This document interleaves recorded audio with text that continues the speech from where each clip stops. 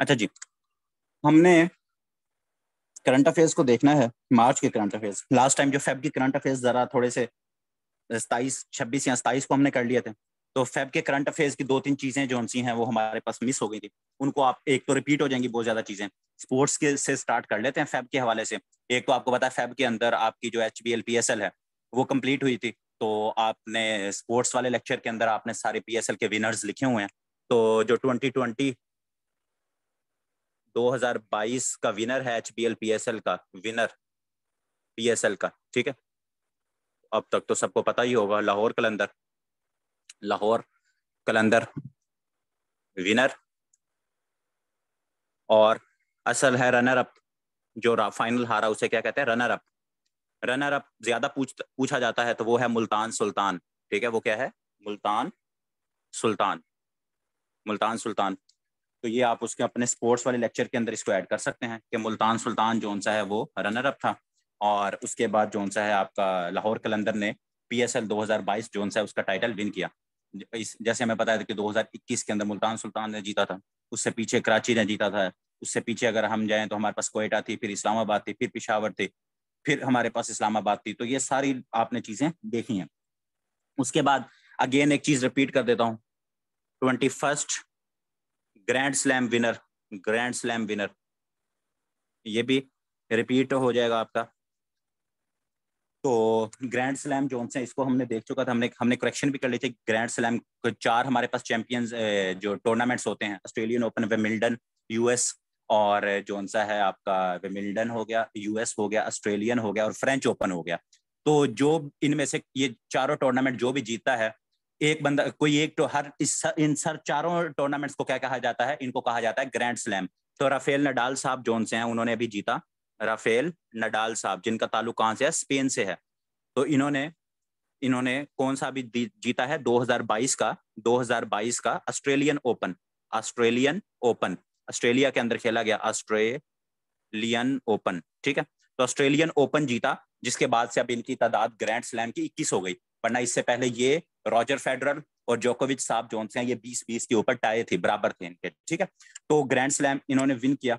उसके बाद एक और चीज जो इंपॉर्टेंट जो हमारे याद रखनी है, एक और टेनिस का कप होता है, उसे कहते हैं डेविस कप। ये भी याद रखना है, डेविस कप, शायद मैंने बताया भी था पहले, डेविस कप। तो डेविस कप किसका टूर्नामेंट होता है, ये भी टेनिस का होता है, लेकिन ये ग्रैंड स्लैम नहीं होता, याद रखिएगा। तो ये जो अभी डेविस कप हुआ है ना 2022 का, तो ये भी पाकिस्तान के अंदर हुआ है। ये कहाँ हुआ है, पाकिस्तान के अंदर। तो और इसका विनर भी कौन है, इसका विनर कौन है, इसका विनर भी पाकिस्तान ही है। इसका विनर भी कौन है, पाकिस्तान है। बता देता हूँ प्लेयर्स कौन कौन से थे। और रनर अप जो सा है, रनर अप, रनर अप जो फाइनल में हारा वो मुल्क था Lithuania, Baltic state, Lithuania, Lithuania, Lithuania हारा। और पाकिस्तान जो है डेविस कप 2022 का विनर रहा है टेनिस में। और पाकिस्तान के दो ही प्लेयर्स हैं जो हर साल डेविस कप मोस्टली पाकिस्तान ही जीता है। तो एक जो है असामुल हक, असामुल हक, इसामुल हक, जो सानिया मिर्जा के साथ भी इनकी पार्टनरशिप होती है। तो इसामुल हक और दूसरे हैं अकील खान, अकील खान। इन दोनों ने डबल के अंदर जो है इन्होंने हराया है लिथुआनिया को। उनके प्लेयर्स हमें याद करने की जरूरत नहीं है, बस लिथुआनिया को हराया है डेविस कप के अंदर पाकिस्तान ने। और हुआ कहाँ है, पाकिस्तान के अंदर ही मुनकिद हुआ है। और ये डेविस कप बेसिकली टूर्नामेंट किसका है, ये सवाल पूछा जाता है। तो टेनिस का जो एक कप होता है, टूर्नामेंट होता है, उसको डेविस कप कहा जाता है। और पाकिस्तान के एसामुल हक और अकील खान की जोड़ी ने लिथुआनिया को फाइनल के अंदर हराकर 2022 का डेविस कप जो है वो क्या है, जीता। अच्छा जी, उसके बाद एक ये भी चले, रिपीटेड ही है, लेकिन सबसे पहले लिखवा देता हूं। नहीं, डिपेंड करता है, हर साल पाकिस्तान में नहीं होता। मैंने कहा पाकिस्तान मोस्टली इसको जीता है, ठीक है। इस साल जो है पाकिस्तान में हुआ है, इस साल कहाँ हुआ है, पाकिस्तान के अंदर हुआ है। अच्छा जी, उसके बाद केतांजी ब्राउन जैक्सन साहिबा, नाम से आप वाकिफ हो गए इससे, केतांजी ब्राउन जैक्सन, ठीक है। तो केतांजी ब्राउन जैक्सन साहिबा, जैक्सन जैक्सन साहिबा, ठीक है।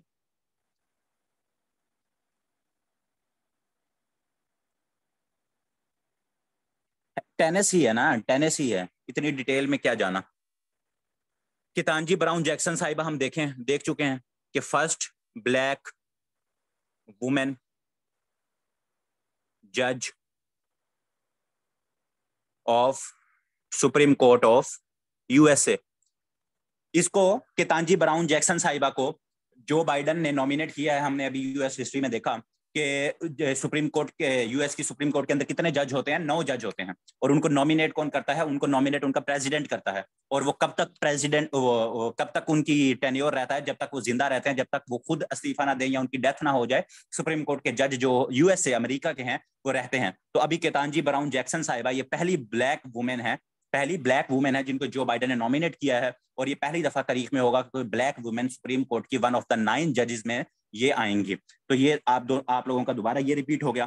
फिर उसके बाद हमारे पास जोन सा है, उसके बाद हमारे पास जोन सा एक चीज आती है, वो है हमारे पास यूएनईपी, ठीक है, United Nation environmental programme, United Nation environment programme, ठीक है।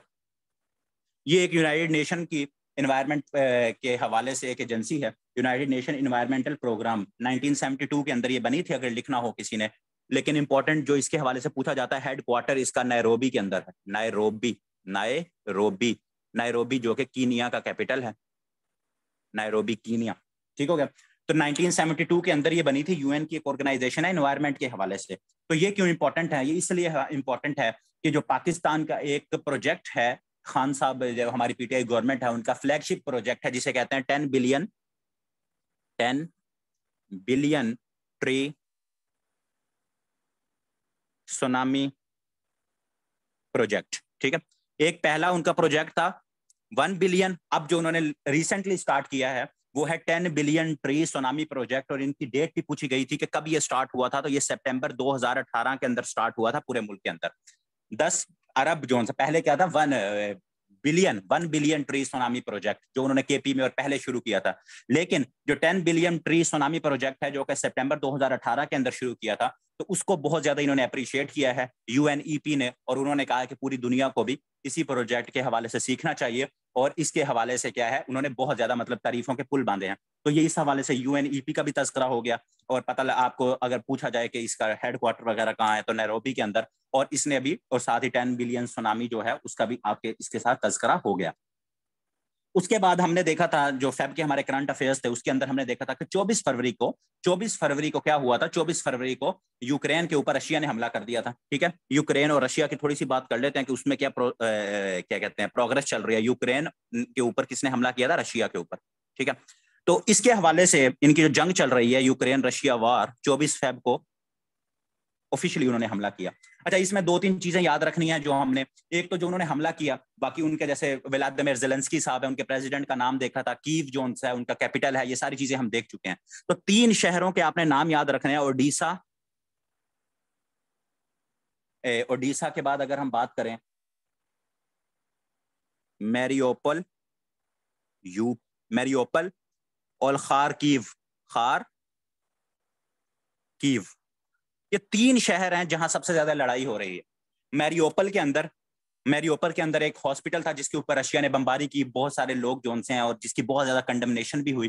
तो मैरियोपोल हॉस्पिटल के ऊपर हमला किया। तो ये क्योंकि बहुत ज्यादा शहर न्यूज के अंदर हैं, तो आपका मे भी पूछा जाए कि ओडिशा जोन सा है किसका सिटी है, तो ओडिशा, यहाँ बहुत ज्यादा जंग हो रही है। मैरियोपोल जैसे मैंने बताया, यहाँ रशिया ने क्या किया, जो वहाँ हॉस्पिटल था, जंग के अंदर भी एक नॉर्म्स होते हैं, लेकिन उन्होंने जंग के अंदर क्या किया, उन्होंने हॉस्पिटल के ऊपर हमला किया। और खारकीव उनका मेन सिटी है। इस तरह से आप कह लें कि जैसे अगर हमारा कैपिटल क्या है, अगर हमारा कैपिटल इस्लामाबाद है और हमारा एक मेन सिटी लाहौर है, तो इसी तरह यूक्रेन का लाहौर अगर हम कहना चाहें तो खारकीव को कह सकते हैं, ठीक है। और दूसरी इसके हवाले से हमने बात जो करनी है वो ये कि जंग तो चल रही है, उसके बाद इनके टॉक्स चल रहे हैं, मतलब इनके मुज़ाकरात भी चल रहे हैं। वो मुज़ाकरात कौन कौन से मुल्कों में चल रहे हैं? पहले चल रहे थे बेलारस के अंदर, जहां लास्ट डिक्टेटर बैठा है यूरोप का, ठीक है, बेलारस।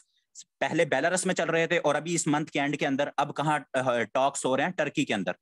ये 2 मुल्क हैं जहां यूक्रेन और रशिया की जो जंग चल रही है उनके ऊपर मुज़ाकरात हो रहे हैं कि किसी तरीके से मुज़ाकरात को खत्म, जंग को खत्म किया जाए। तो पहले कहाँ, बेलारस जोन सा है, वहां मुज़ाकरात हो रहे थे दोनों के मेंबर्स के अंदर, जो भी उनकी कमेटीज थी। और अब जोन से हैं, अभी ये जो 2-3 दिन पहले की न्यूज जोन सी है, उसके हवाले से अब तैयब अर्दवान साहब, टर्की जोन सा है, वो क्या कर रहा है, वो इनके मुज़ाकरात जोन सा है उनको होस्ट कर रहा है। और टर्की से एक याद रखें, टर्की के ड्रोन्स हैं, उन्हें कहते हैं क्या कहते हैं, Bayraktar drones, Bayraktar, Bayraktar, BY BRAKTAR, Bayraktar drones. जो ड्रोन होते हैं ना, आजकल पाकिस्तान में भी ड्रोन्स की बहुत बातें की जा रही हैं, तो ये ड्रोन्स हैं, बैरक्तार जिनका नाम है।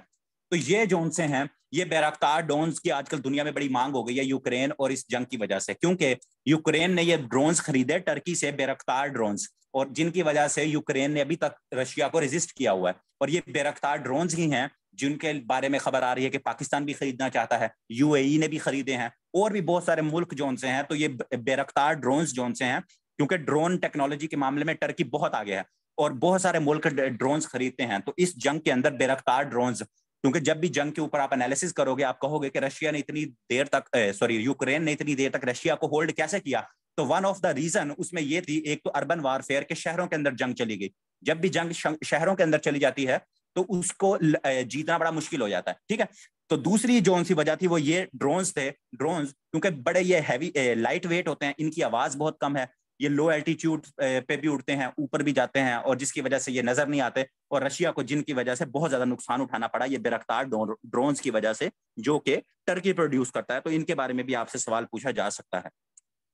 उसके बाद यूक्रेन के हवाले से ही दो चीजें इंपॉर्टेंट, एक तो आपने ये याद रखना है कि वर्ल्ड्स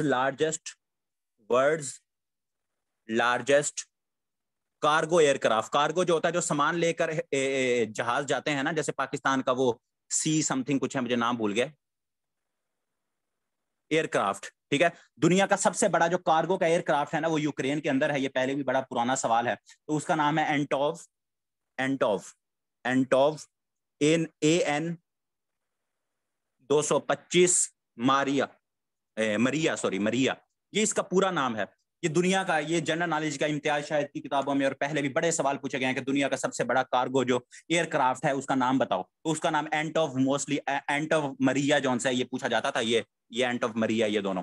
तो ये कहाँ है? ये यूक्रेन के अंदर था। तो अभी जो जंग के अंदर क्या हुआ है, वर्ल्ड्स लार्जेस्ट जो कार्गो था ये डिस्ट्रॉयड, रशिया ने बमबारी करके इसको डिस्ट्रॉय कर दिया। तो अब दुनिया का जो सबसे बड़ा कार्गो एयरक्राफ्ट था वो यूक्रेन और रशिया की जंग के अंदर वो भी डिस्ट्रॉय, तबाह बर्बाद हो गई। उसके बाद जो सा है, जो यूरोप है, यूरोप के अंदर आपको पता है न्यूक्लियर पावर प्लांट्स होते हैं, ठीक है, न्यूक्लियर पावर प्लांट्स होते हैं। तो उनका एक पावर प्लांट है, न्यूक्लियर पावर प्लांट, उसका नाम है ज़ैपोरिज़िया। ये कहाँ है? ये यूक्रेन के अंदर है। और यूरोप का सबसे बड़ा क्या है? ज़ैपोरिज़िया जो सा है, ये क्या है? न्यूक्लियर पावर प्लांट है, यूरोप का सबसे बड़ा nuclear capacity wise nuclear power plant है ये, यूरोप का सबसे बड़ा पावर प्लांट। इसके ऊपर भी कहा जाता है कि रशिया ने बमबारी की, लेकिन फिर उसके बाद कब्जा कर लिया, ज्यादा कोई नुकसान नहीं हुआ। तो वरना ये हो सकता था कि रेडिएशंस वगैरह और वहां से जो है वो नुकसान कर सकती थी। तो ये यूक्रेन के अंदर है। यूरोप का ये क्या है? लार्जेस्ट है। मैं यूरोप की बात कर रहा हूँ। यूरोप का सबसे बड़ा, वैसे अगर कैपेसिटी वाइज दुनिया में बात करें तो वो जापान के अंदर है।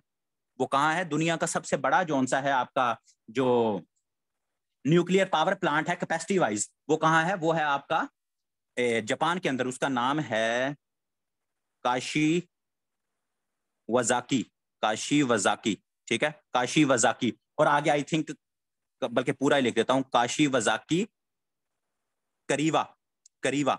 ये पावर प्लांट है largest in world capacity wise, सबसे ज्यादा। क्योंकि न्यूक्लियर पावर प्लांट क्या करते हैं? ये बिजली बना रहे हैं ना। तो वो यूरोप का जो है वो यूक्रेन के अंदर है, और वैसे अगर पूरी ओवरऑल हम दुनिया की बात करें तो वो जापान के अंदर है। तो ये क्योंकि न्यूक्लियर की हम साथ उसमें बात कर रहे थे, तो ये मैंने कहा साथ ये भी आप लोगों को एज अ जनरल नॉलेज के तौर पर ये भी आप लोग इसको लिख सकते हो कि जापान के अंदर, ठीक है, जापान के अंदर क्या है? दुनिया का सबसे जो बड़ा पावर प्लांट है कैपेसिटी वाइज न्यूक्लियर, वो कहाँ है? जापान के अंदर। उसके बाद हम जरा थोड़ा सा आगे आते हैं। तो उसमें यह है कि यूएई और इंडिया जो सा है, यूएई और इंडिया, उन्होंने एक मुआहिदा किया है। यूएई और इंडिया, उसको क्या कह रहे हैं? उसे कहते हैं cepa, CEPA, cepa, comprehensive economic partnership agreement. Cepa का क्या मतलब है? कंप्रीहेंसिव इकोनॉमिक क्या कहते हैं? पार्टनरशिप एग्रीमेंट, ठीक है, एग्रीमेंट। तो ये जो सीपा है, ये 18 फरवरी 2022 को इन्होंने किया है। 18 फेब 2022 को इन्होंने जो सा ये सीपा किया है। इसमें क्या है, इसमें उन्होंने कहा है कि हम ट्रेड, ये असल में किसके हवाले से है, ये ट्रेड के हवाले से, ट्रेड के हवाले से कोई अप्रोक्सीमेटली $60 बिलियन के करीब जोन सी है उनकी, दोनों मुल्कों की, इंडिया और यूएई जोन सा उनकी ट्रेड है। तो अब उन्होंने जो सीपा किया है, जो कि 18 फरवरी 2022 को साइन हुआ है, उसमें उन्होंने ये कहा है कि जो हमारी ऑलरेडी ट्रेड, जो कि $60 बिलियन के ऊपर हम एक दूसरे के साथ ट्रेड कर रहे हैं, उसको हम कहां तक लेके जाएंगे, अगले 5 सालों के अंदर हम उसको मोर देन $100 बिलियन पे ले जाएंगे। तो 5 सालों के अंदर उन्होंने अपनी ट्रेड को क्या करना है, $100 बिलियन तक, हमें यूएई ने और अल्लाह भला करे इंडिया, इन दोनों ने अपनी ट्रेड को क्या करना है, बढ़ाना है। इससे पहले भी एक जो सा 2017 के अंदर जिसके बारे में सवाल पूछा जाता है, 2017 के अंदर, 2017 के अंदर एक और भी एग्रीमेंट हुआ था, अगर उसका आई थिंक उसका नाम था CSPA, comprehensive strategic partnership agreement. CSPA का क्या मतलब है, कंप्रीहेंसिव स्ट्रेटेजिक पार्टनरशिप एग्रीमेंट। ये भी इंडिया और यूएई के दरमियान, ये पूछा जाता है कि ये किसके दरमियान हुआ था, ये भी इंडिया प्लस यूएई के दरमियान हुआ था, कंप्रीहेंसिव स्ट्रेटेजिक पार्टनरशिप एग्रीमेंट। और ये भी जोन सा है आपके किसके हवाले से था, ये भी आपके ट्रेड वगैरह के हवाले से था, और इसकी तौसीक करके अब उसको क्या कर दिया गया, सीपा, इसको अब क्या कर दिया गया है, सीपा। अच्छा जी, अब उसके बाद हमारे पास क्या है, अभी हम थोड़ा सा फैब के अंदर ही दोबारा घूम रहे हैं। फैब के अंदर लास्ट जिस दिन हमने करंट अफेयर्स किए थे, तो उस दिन एक डेट आती है 27 फरवरी, 27 फरवरी, ठीक है। तो 27 फरवरी याद रखें, 27 फरवरी 2019 को इंडिया ने तो 26 को हमला किया था, तो पाकिस्तान ने एक ऑपरेशन किया था जिसमें अभिनंदन साहब पकड़े गए थे। तो उस ऑपरेशन का नाम आपको आना चाहिए, operation Swift retort, Swift retort, retort, ठीक है। तो ये 27 फरवरी 2019 को किया गया था। इंडिया ने 26 फरवरी को बालाकोट के अंदर क्या की थी, स्ट्राइक की थी। उन्होंने कहा था हमने आपके कव्वे वगैरह, दरख्त वगैरह को नुकसान पहुंचाया, तो उसके बदले में 27 फरवरी 2019 को जो पाकिस्तान ने इंडिया के अंदर जो सा फिर कार्रवाई की, और फिर उसके बाद उनका अभिनंदन भी पकड़ा गया। तो वो ऑपरेशन क्या था, उस ऑपरेशन का नाम था ऑपरेशन स्विफ्ट रिटॉर्ट, क्योंकि अभी उसकी जो सा है उसकी सेलिब्रेशन दोबारा की गई है, अभी 3 साल हो गए उस ऑपरेशन को। तो उसके हवाले से मैंने कहा ये भी आप लोगों को साथ लिखवा दें। उसके बाद फेब के लास्ट में, ये वैसे पहले लिखवाना चाहिए था, 28 फेब को UNGA, United nation general assembly का इमरजेंसी इजलास बुलाया गया है ऑन रशिया। रशिया को कंडेम करने के लिए यूनाइटेड नेशन जनरल असेंबली का इजलास बुलाया गया है। कौन सा इमरजेंसी इजलास, इमरजेंसी इजलास जो सा है जो बुलाया, जैसे हमने देखा था कि 16 अगस्त को एक इजलास बुलाया गया था किसके ऊपर, अफगानिस्तान के ऊपर। इसी तरह यूनाइटेड नेशन जनरल असेंबली का इमरजेंसी इजलास बुलाया गया है रशिया के ऊपर, और ये 11वां इमरजेंसी इजलास था, 11th इमरजेंसी इजलास था जो कि बुलाया गया ये कि रूस ने जो सा है वो यूक्रेन के ऊपर हमला कर दिया, और उसके ऊपर वोटिंग हुई कि रशिया को कंडेम किया जाए, रशिया को क्या किया जाए, कंडेम किया जाए। तो ये 11वां इजलास था, 11वां इजलास था जो कि 28 फरवरी को बुलाया जनरल असेंबली, जिसके 193 मेंबर्स हैं। कितने मेंबर्स हैं, 193, ये हम देख चुके हैं। तो यहां एक चीज याद रखिएगा, ये जो इजलास हुआ था इसमें India plus Pakistan both abstained. Abstained का क्या मतलब होता है, न्यूट्रल, ठीक है। और न्यूट्रल कौन होता है, न्यूट्रल जानवर होता है। तो बोथ एब्सटेन्ड का क्या मतलब कि ना पाकिस्तान और इंडिया ने रशिया को कंडेम किया, और ना ही रशिया के खिलाफ जो, ना रशिया के हक में कहा कि उन्होंने हमला करके अच्छे किया, उन्होंने वोटिंग में हिस्सा नहीं लिया। एब्सटेन्ड का क्या मतलब है, पाकिस्तान और इंडिया बोथ, एब्सटेन्ड का क्या मतलब होगा कि उन्होंने वोटिंग के अंदर हिस्सा नहीं लिया। ना ही उन्होंने ये कहा कि रशिया ने बहुत अच्छा किया है जंग करके, ना उन्होंने ये कहा कि रशिया ने बहुत बुरा किया है कि उससे यूक्रेन के ऊपर हमला नहीं करना चाहिए था। तो ये भी हमारे लिए इंपॉर्टेंट है, पूछा जा सकता है कि जो अभी जनरल असेंबली का सेशन हुआ था रशिया के ऊपर, पाकिस्तान में ने उसमें रशिया के हक में वोट दिया या उसके अगेंस्ट वोट दिया, ठीक हो गया। उसके बाद जौन सा अगर हम बात करें तो हमारे पास इसी फेब के अंदर ही क्रिकेट की बात, ऑस्ट्रेलिया की टीम आई पाकिस्तान, ऑस्ट्रेलियन, ये बहुत इंपॉर्टेंट है, ऑस्ट्रेलियन टीम इन पाकिस्तान कितने सालों बाद आई, 24 ईयर्स, 24 ईयर्स। लास्ट टाइम कब आई थी, 1998 के अंदर। ये बड़ा इंपॉर्टेंट सवाल है। जब न्यूजीलैंड की टीम ने पाकिस्तान आना था तो उसी मंथ के अंदर जो पेपर हुआ था उसके अंदर पूछा गया था कि न्यूजीलैंड टीम कितने अरसे बाद पाकिस्तान आ रही है, ठीक है। तो 24 साल बाद जो सी ऑस्ट्रेलियन टीम पाकिस्तान आई थी, 27 फेब को आई थिंक, 27 को, हाँ 27 को ही आई थी। वो इंपॉर्टेंट नहीं है कि किस दिन आई थी, लेकिन 27 फेब को ही आई, आई एम श्योर। तो 24 सालों बाद आई थी, और आखिरी दफा 1998 के अंदर उन्होंने पाकिस्तान के अंदर टेस्ट सीरीज खेली थी, और जो अभी पाकिस्तान एक 1-0 से टेस्ट सीरीज हारा है ऑस्ट्रेलिया से, उस सीरीज का नाम अगर आप लोग लिख लो, शायद पूछ लें, उसका नाम था बेनॉर्ड कादर सीरीज या कादर ट्रॉफी। ये टेस्ट मैच जो थे, उस ट्रॉफी का क्या नाम था? बेनॉर्ड कादर ट्रॉफी। अब्दुल कादर आपको पता है पाकिस्तान के एक लेग स्पिनर थे, उनके नाम के ऊपर ट्रॉफी का नाम रखा गया। और बेनॉर्ड जोन से हैं, ये ऑस्ट्रेलियन जोन से स्पिनर थे, और ये दोनों की डेथ हो गई थी, तो हो चुकी है। तो इन दोनों के नाम के ऊपर वो ट्रॉफी का नाम रखा गया, और ये ट्रॉफी जोन सी ऑस्ट्रेलिया ने 1-0 3 टेस्ट मैचेस से और एक 1-0 से जीत ली। इतना इंपॉर्टेंट नहीं है, बस ट्रॉफी का नाम जोन से आप लोगों को पता होना चाहिए। उसके बाद अब हम आते हैं थोड़ा सा मार्च की तरफ। अब हम कहाँ आते हैं? मार्च की तरफ। तो मार्च की तरफ आए तो मार्च बड़ा इंपॉर्टेंट है हमारे लिए। तो 3 मार्च को मैंने पहले भी आपको बताया है कि उज्बेकिस्तान के प्रेसिडेंट पाकिस्तान आए हुए थे। उज्बेकिस्तान प्रेसिडेंट, उनका नाम क्या है? शौकत। उनका क्या नाम है? शौकत मिर्जियेव। आपने बस शौकत याद रखना है, शौकत। शौकत, उनका क्या नाम है? शौकत मिर्जियेव, इस तरह का कोई नाम है उनका। लेकिन आपने क्या याद रखना है? शौकत। आपने क्या याद रखना है? शौकत। तो ये शौकत साहब पाकिस्तान आए थे 2 रोजा दौरे के ऊपर। 3 मार्च को आए, 4 मार्च को ये चले गए। तो 3 मार्च को उज्बेकिस्तान के प्रेसिडेंट आए, और इन्होंने क्या किया? इन्होंने आकर पीटीए साइन किया पाकिस्तान के साथ। पीटीए, पीटीए का क्या मतलब होता है? Preferential trade agreement. Trade agreement, preferential trade agreement. इसका क्या मतलब होता है कि प्रेफर, जैसे हमने जीएसपी प्लस स्टेटस देखा था ना, जो यूरोपीय यूनियन ने हमें दिया हुआ है, इसी तरह पीटीए एक होता है कि दो मुल्क आपस में क्या करते हैं? प्रेफरेंशियल ट्रेड एग्रीमेंट करते हैं कि हमारी जो ट्रेड्स, आपके मुल्क से जो ट्रेड हमारे मुल्क में आएंगी, तो हम उसके ऊपर ज्यादा टैक्सेस नहीं लगाएंगे, जिसे ड्यूटीज कहा जाता है। इंपोर्ट और एक्सपोर्ट के ऊपर जो टैक्स होते हैं उनको ड्यूटीज कहा जाता है।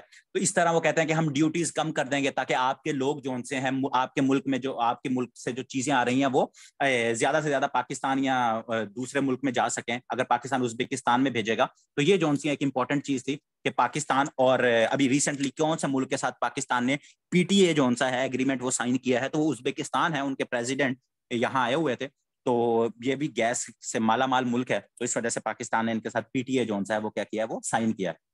उसके बाद जो सा है चेयरमैन, मैंने पहले आपको क्या कहते हैं, एक क्या कहते हैं, करेक्शन तो नहीं है, लेकिन क्या कहते हैं, अपडेट कर लें कि चेयर हमने देखा था रहमतुल्लिल आलमीन थी, एक अथॉरिटी बनाई थी प्राइम मिनिस्टर साहब ने। तो उनके जो से ना चेयरमैन चेंज हुए हैं। उनका नाम है डॉक्टर अनीस अहमद। उनका क्या नाम है? डॉक्टर अनीस अहमद।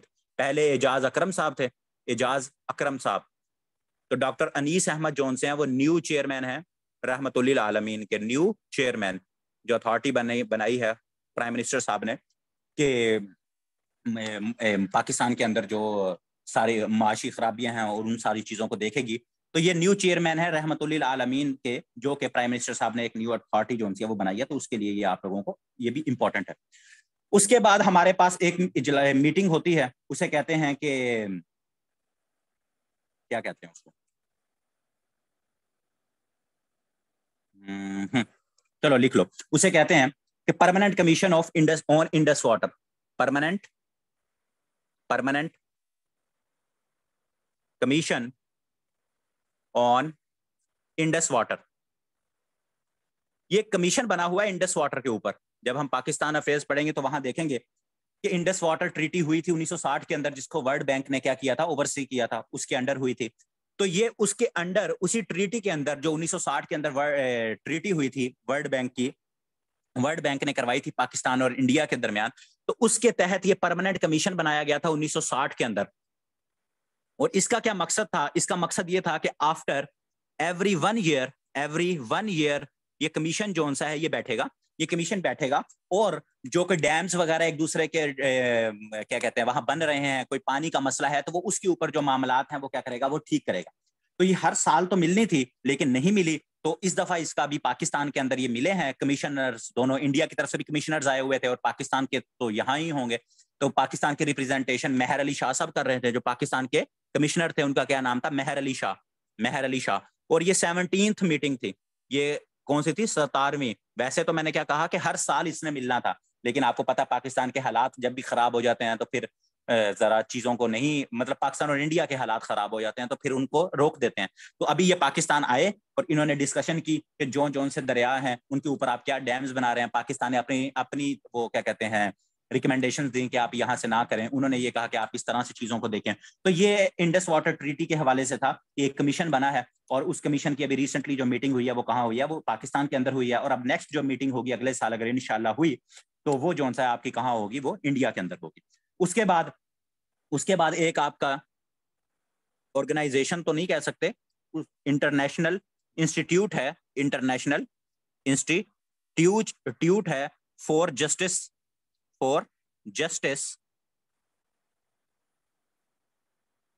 जी जी, ये मेहर पाकिस्तान के कमिश्नर थे, पाकिस्तान को इसके अंदर रिप्रेजेंट कर रहे थे, ये Mehr Ali Shah. International institute for justice excellence, ये एक इंस्टीट्यूट है, हेग है, नेदरलैंड जो है वहां ये इंस्टीट्यूट है, नेदरलैंड बेस्ड। तो इसने एक अवार्ड दिया है अभी जस्टिस एक्सीलेंस के ऊपर, इसने अभी अवार्ड दिया है जस्टिस एक्सीलेंस के ऊपर, और वो अवार्ड मिला है पाकिस्तान के ex chief justice Asif Saeed Khosa, जो अभी गुलजार साहब से पहले थे। आसिफ सईद खोसा साहब को इन्होंने अवार्ड दिया है, सईद खोसा साहब को, ठीक है, आसिफ सईद खोसा साहब को इन्होंने अवार्ड दिया है जस्टिस एक्सीलेंस के ऊपर कि आपने बहुत अच्छा जस्टिस किया, और वैसे भी एक जज भी अच्छे थे। तो क्या कहते हैं, जस्टिस एक्सीलेंस अवार्ड मिला है किनको, जस्टिस आसिफ सईद खोसा को 2022 के अंदर। और इन अभी नाम इनका आया है, मे बी नेक्स्ट मंथ या इसी वीक के अंदर या अगले वीक के अंदर क्या है, इनको ये अवार्ड जो है वो वहां बुलाकर दे भी देंगे। तो जस्टिस आसिफ सईद खोसा के हवाले से एक ये भी चीज इंपॉर्टेंट है। फिर उसके बाद इसी मंथ के अंदर जो अभी तो गवर्नमेंट वैसे जा रही है, लेकिन गवर्नमेंट अनाउंस करके गई है 28.8% job Kota for south Punjab. अब देखें ये मिलता है कि नहीं मिलता, लेकिन आप लोगों ने ये याद रखना है कि 28.8% जो है वो जॉब कोटा पंजाब गवर्नमेंट ने, जो साउथ पंजाब आपका रीजन है, मुल्तान, डीजी खान, बहावलपुर, इस रीजन को क्या कि अब जितनी भी जॉब्स आएंगी नेक्स्ट पंजाब की पीपीएससी के थ्रू, तो उनके अंदर जो है 28.8% जॉब कोटा जो है उसको साउथ पंजाब को मिलेगा। तो अभी कैबिनेट ने मंजूरी दे दी है, सब कुछ इसके ऊपर जो तरमीम होनी थी, जो रूल्स चेंज होने थे, सब कुछ हो गए हैं। लेकिन अब देखो कि इसके ऊपर अमल दरामद कब शुरू होता है। अमल दरामद शुरू होगा तो अच्छी बात है, लेकिन तब तक देखते हैं कि क्या होता है। लेकिन आपको ये याद होना चाहिए कि 28.8% जो है ये। जी जी, अच्छा जी। उसके बाद क्या कहते हैं, हाँ 4 मार्च एक डेट इंपॉर्टेंट है। एक अनफॉर्चुनेट मॉस्क पिशावर के अंदर, इमाम बारगाह के अंदर एक सुसाइड अटैक हुआ, हमला हुआ, और उसके अंदर काफी सारी जानी नुकसान उठाना पड़ा। तो वो आपने याद रखना है, 4 मार्च को हुआ। और आईएसके ने इसकी जिम्मेदारी कबूल की। आईएसके इस्लामिक, ये इंपॉर्टेंट है, इस्लामिक स्टेट खुरासान। ये आईएसके क्या है, ये चैप्टर है, मतलब एक ब्रांच है, चैप्टर ऑफ दाइश, जिसे दाइश कहते हैं ना, दाइश आपने नाम सुना होगा, दाइश। ये दाइश का यहाँ का चैप्टर है, और उसका नाम क्या है, उसका नाम है आईएसके, इस्लामिक स्टेट ऑफ खुरासान। और आईएसके जो है ये कहाँ ऑपरेट करती है, ये अफगानिस्तान और पाकिस्तान के बॉर्डर वाली साइड पे ऑपरेट करती है। उस इलाके को खुरासान कहा जाता है, इस वजह से इसने अपना नाम क्या रखा है, आईएसके। और ऑफिशियली 2015 के अंदर इसने कहा था कि आईएसके ने कि हम यहाँ आए हैं। 2015 के अंदर इन्होंने अपनी एंट्री लगाई थी, और उस वक्त से लेकर अब तक जो है ये ऑपरेट कर रहे हैं। और ये खास तौर पे जो कम्युनिटी है, अहले तशी कम्युनिटी, उनको भी बहुत ज्यादा टारगेट करते हैं। और ये जो अभी पिशावर मॉस्क इंसिडेंट हुआ, ये भी इमाम बारगाह के ऊपर जो सा इंसिडेंट हुआ था। और आईएसके ने, ये पूछा जा सकता है कि जो इस अभी पिशावर के अंदर, क्योंकि अब 2-3 ऑर्गेनाइजेशन है मिलिटेंट टेररिस्ट ऑर्गेनाइजेशन, जैसे लाहौर के अंदर जो लास्ट अटैक हुआ था, वो जो BLA है, बलोचिस्तान लिबरेशन आर्मी, उन्होंने उसकी जिम्मेदारी कबूल की। फिर एक TTP है, तहरीक तालिबान पाकिस्तान, ये सारे आप लोगों को पता है। और तीसरी अभी जो एक खौफनाक ये अनफॉर्चुनेट वाकया हुआ पिशावर के अंदर, तो उसकी जिम्मेदारी ना BLA ने कबूल की, ना ही किसने, TTP ने कबूल की, बल्कि किसने कबूल की, ISK इस्लामिक स्टेट खुरासान ने, जो कि 2015 के अंदर आई। और ये एक दाइश जो कि एक टेररिस्ट ऑर्गेनाइजेशन है पूरी दुनिया के अंदर, उसका एक चैप्टर है पाकिस्तान और अफगानिस्तान के लिए। इनके खिलाफ ऑपरेशंस चल रहे हैं, इनके खिलाफ क्या है, ऑपरेशंस चलते हैं। जैसे और हम पढ़ेंगे पाकिस्तान अफेयर्स के अंदर भी रद्दुल फसाद अभी चल रहा है, उससे पहले ज़रब अज़ब हुआ, उससे पहले राह रास्त हुआ था। तो ऑपरेशंस चल रहे हैं, काफी हद तक कंट्रोल हुआ है चीजें, लेकिन फिर भी आपको पता है कि कुछ ना कुछ जोन से हैं वो इंटेलिजेंस फेलियर या कभी कुछ हो जाता है जिसकी वजह से ऐसे वाकयात हो जाते हैं। अच्छा जी, उसके बाद एक रिपोर्ट आई है पाकिस्तान का जो नेशनल एनिमल है मारखोर, मारखोर के ऊपर। तो मारखोर के बारे में ये आई है कि पिछले 30 सालों के अंदर, 30 ईयर्स के अंदर इसकी जो पॉपुलेशन है वो क्या हो गई है, डबल हो गई है। तो ये इतनी कोई इंपॉर्टेंट नहीं थी, लेकिन फिर भी जरा मैंने कहा इसी बहाने मारखोर डिस्कस हो जाएगा कि पाकिस्तान का कौमी जानवर है। तो इसकी जो तादाद है आपको पता है पहले कम हो रही थी। तो जो अभी जो हमने वर्ल्ड वाइड फंड देखा था जो कि एनिमल्स के हवाले से, उन्होंने फिर रिपोर्ट दी कि जो मारखोर हैं पाकिस्तान ने उनकी अच्छी ख्याल रखा है। तो अब उनकी जो तादाद है पिछले 30 सालों में क्या हो गई है, वो डबल हो गई है। वो क्या हो गई है, डबल हो गई है। उसके बाद जो सा है FATF की बात, ये भी चीज आपकी रिपीट होगी। FATF, तो FATF ने अभी रिसेंटली कौन से मुल्क को ग्रे लिस्ट के अंदर डाला है, यूएई को किस में डाला है, ग्रे लिस्ट। तो अब मुस्लिम उम्मा जो सी है वो इकट्ठी हो गई है एक प्लेटफॉर्म के ऊपर। पाकिस्तान भी ग्रे लिस्ट में है, यूएई भी ग्रे लिस्ट में है, टर्की, जॉर्डन, माली, ये हम देख चुके हैं कि इनको पहले ही FATF के अंदर डाला जा चुका है। तो अभी जो रिसेंटली जो उनका इजलास हुआ है उसके अंदर यूएई को क्या किया गया है, यूएई को क्योंकि मनी लॉन्ड्रिंग जो लॉज हैं वो कमजोर हैं, जिसकी वजह से यूएई को ग्रे लिस्ट में डाला गया है। और पाकिस्तान को अभी वो टाइम दिया गया है कि आपने टोटल 27 के ऊपर आपने काम कर लिया है, लेकिन पाकिस्तान को टोटल कितनी रिकमेंडेशंस दी थी कि आपने काम करना है, वो है 28। तो पाकिस्तान ने 28 में से 27 के ऊपर फुल काम कर लिया है। और ये हम डिटेल में देख चुके हैं कि पाकिस्तान ने किस किस के ऊपर काम किया और क्या चीजें पाकिस्तान को। अब उन्होंने कहा है कि अब आप सजाएं दें, आपने जो मनी लॉन्ड्रिंग के ऊपर और जो टेररिस्ट फाइनेंसिंग के ऊपर आपने लॉज तो बना लिए, आपने इम्प्लीमेंट उन मुजरिमों को पकड़ भी लिया, लेकिन अब जो एक रहता है 27 तो पाकिस्तान ने कर लिए, एक टोटल 28 है ना, तो एक जो रहता है उसमें उन्होंने ये कहा है कि आप इन सजाओं को इम्प्लीमेंट करें, जो मुजरिम है उन जो मुलजिम है सॉरी उनको मुजरिम बनाएं। तो उन अभी तक मनी लॉन्ड्रिंग मैंने बताया, मनी लॉन्ड्रिंग। अच्छा जी, उसके बाद आपकी फैल्कन टैलन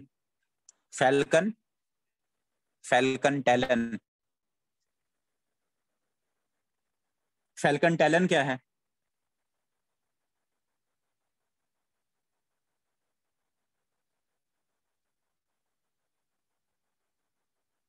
फिर क्या कहते हैं, मेरे जहन फिर 26, एक यही होगा, इसको देख लेना, मेरे जहन में शायद फिर वो आया, फिर 27 ही है टोटल, या 27 है या 26 है, मैं इसको कंफर्म कर दूंगा फिर, ठीक है। बल्कि 27 ही है, मेरे ख्याल में 27 ही है। चलो मैं इसको कंफर्म कर देता हूँ, थोड़ी देर में कर देता हूँ। अच्छा, फैल्कन टैलेंट जौन सी है, ये एयरफोर्स की एक्सरसाइजेज हैं। एयरफोर्स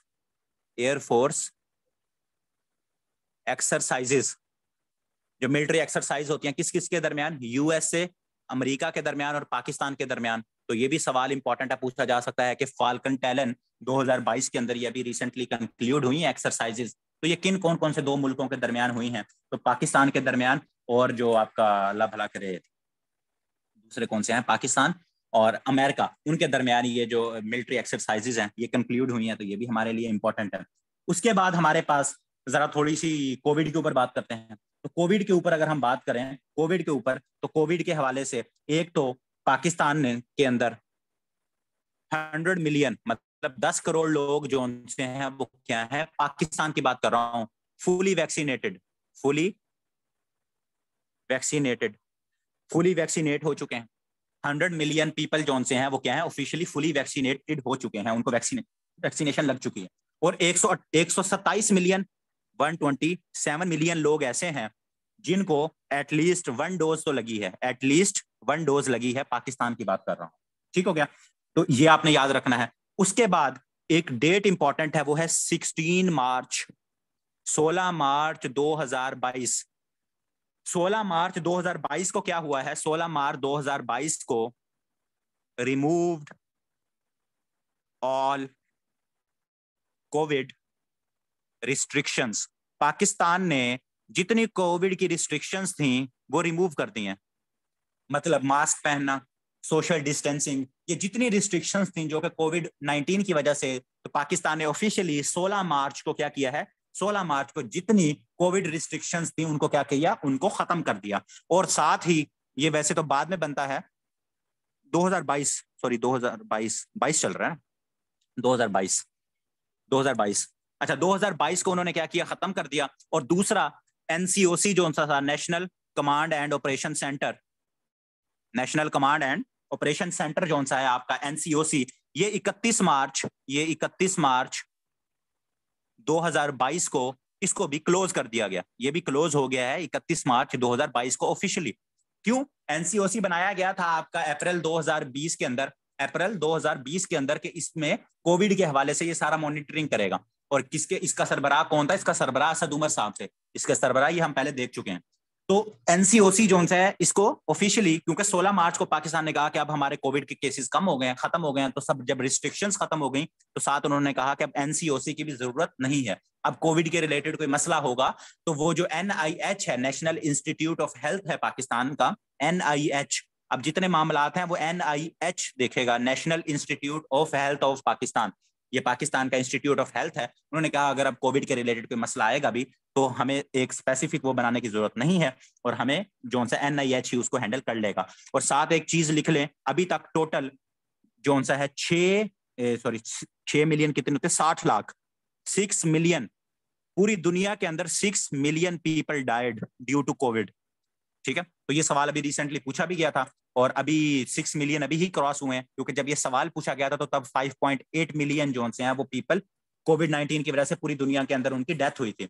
लेकिन अभी रिसेंटली जो हैं पूरे 6 मिलियन हो गए हैं। तो ये सवाल जो है ये आप लोगों से पूछा जा सकता है कि पूरी दुनिया के अंदर अभी तक कोविड 19 की वजह से कितने लोग जो हैं वो ऑल ओवर द वर्ल्ड किनकी डेथ हुई है।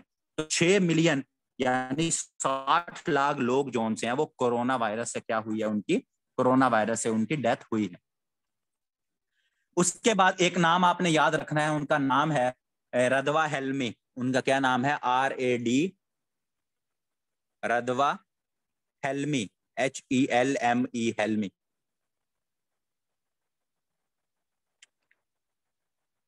क्या नाम है इनका? इनका नाम है रदवा हेल्मी। इनका ताल्लुक है इजिप्ट से, इनका ताल्लुक है इजिप्ट से। और ये मैं क्यों लिखवा रहा हूं? ये फर्स्ट वुमेन जज ऑफ स्टेट काउंसिल। मिस्र की जो सुप्रीम कोर्ट है उसका नाम क्या है? उसे कहते हैं स्टेट काउंसिल। ठीक है, मिस्र की, इजिप्ट जोन सा है, उसकी जो सुप्रीम कोर्ट है उसका क्या नाम है? उसको कहते हैं स्टेट काउंसिल। उसको क्या कहते हैं? State council. तो उसकी ये पहली वुमेन औरत बनी है जज। जैसे पाकिस्तान के अंदर जस्टिस आयशा मलिक बनी है पहली दफा जज, इसी तरह जो रदवा हेल्मी साहिबा हैं, ये इजिप्ट की जो सुप्रीम कोर्ट है उसकी पहली दफा क्या बनी है? उसकी जज बनी है। उसके बाद एक यूनिवर्सिटी है ऑक्सफोर्ड, आपके बरतानिया की ऑक्सफोर्ड। ठीक है, उसके अंदर जो स्टूडेंट्स की यूनियन है बड़ी इंपॉर्टेंट है, ऑक्सफोर्ड यूनियन। ठीक है, ऑक्सफोर्ड यूनियन, इसकी बड़ी डिबेट्स भी होती हैं। तो पाकिस्तान के एपीएस जो आर्मी पब्लिक स्कूल के एक सर्वाइवर हैं, जब वहां अटैक हुआ था तो उनका नाम था अहमद नवाज। उनका क्या नाम था? अहमद नवाज। तो अहमद नवाज साहब जो से ऑक्सफोर्ड यूनियन के क्या बने हैं? ये प्रेसिडेंट बने हैं। ये इसके क्या बने हैं? प्रेसिडेंट बने हैं। प्रेसिडेंट, तो ये भी पूछा जा सकता है प्रेसिडेंट। ठीक है, ये प्रेसिडेंट पूरा लिख लीजिएगा, प्रेसिडेंट। तो अहमद नवाज, जैसे मैंने बताया कि ये एपीएस सर्वाइवर हैं, एपीएस के अंदर जब अटैक हुआ था तो इन्होंने ये वो अटैक इन्होंने सर्वाइव किया था। और उसके बाद ये एपीएस क्या कहते हैं, ऑक्सफोर्ड के अंदर पढ़ने चले गए थे। और ये वही ऑक्सफोर्ड यूनिवर्सिटी है बरतानिया की जिसके अंदर आपकी मलाला यूसुफजई ने भी वहीं से पढ़ा है। आपके इमरान खान साहब जो हमारे करंट 22वें प्राइम मिनिस्टर हैं, उन्होंने भी वहां से पढ़ा है। उसके बाद बीबी शहीद जोनसी हैं, बेनजीर भुट्टो साहिबा, वो भी पाकिस्तान की जोनसी, वो भी वहां की एलुमिनाए हैं। तो ये जो अहमद नवाज साहब ये भी वहां पढ़ रहे हैं। और इन्होंने अभी जो स्टूडेंट यूनियन, ये क्या है? स्टूडेंट यूनियन है, स्टूडेंट यूनियन। तो उस स्टूडेंट यूनियन के ये क्या है? प्रेसिडेंट जोन से हैं वो सिलेक्ट हुए हैं। 7 मार्च बड़ी इंपॉर्टेंट डेट है, 7 March 2022। Rafiq Tarar died, Rafiq Tarar Tarar died at the age of 92 साल की उम्र में उनका इंतकाल हुआ है, रफीक तारड़ साहब का।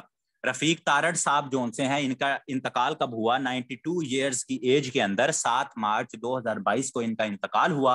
और ये कौन है? ये एक्स सुप्रीम कोर्ट जज रह चुके हैं, एक्स सुप्रीम कोर्ट के जज रहे हैं, 1997 के अंदर रिटायर हुए थे।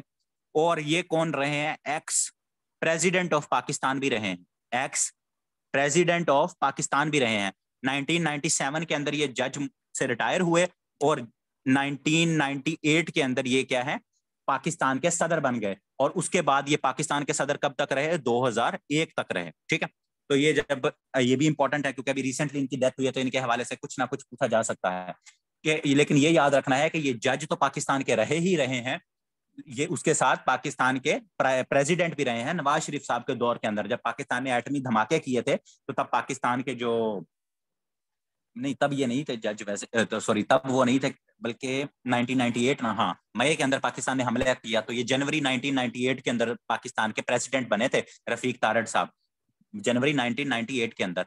और जब मुशर्रफ साहब ने फिर मार्शल लॉ लगाया था, तो तब भी ये प्रेसिडेंट के तौर पे रहे थे, और 2001 के अंदर फिर मुशर्रफ साहब ने इनसे इस्तीफा ले लिया। तो ये इंपॉर्टेंट है, नवाज शरीफ के दौर के अंदर, ये सेकंड टेन्योर के अंदर ये पाकिस्तान के प्रेसिडेंट रहे हैं, और उसके बाद जज भी रहे हैं सुप्रीम कोर्ट के ये। और इनका भी जो पोता है अताउल्ला तारड़, वो नून लीग की तरफ से एमपीए भी है। तो ये एक पॉलिटिकल घराना और पाकिस्तान के सदर भी रहे हैं, तो हमारे लिए इनकी डेट ऑफ डेथ जो सी है वो क्या है, वो इंपॉर्टेंट है, वो क्या है, इंपॉर्टेंट है। उसके बाद 8 मार्च, बड़ा ही इंपॉर्टेंट दिन, 8 मार्च। 8 मार्च को क्या हुआ है, किसी को पता है कुछ? 8 मार्च को क्या हुआ?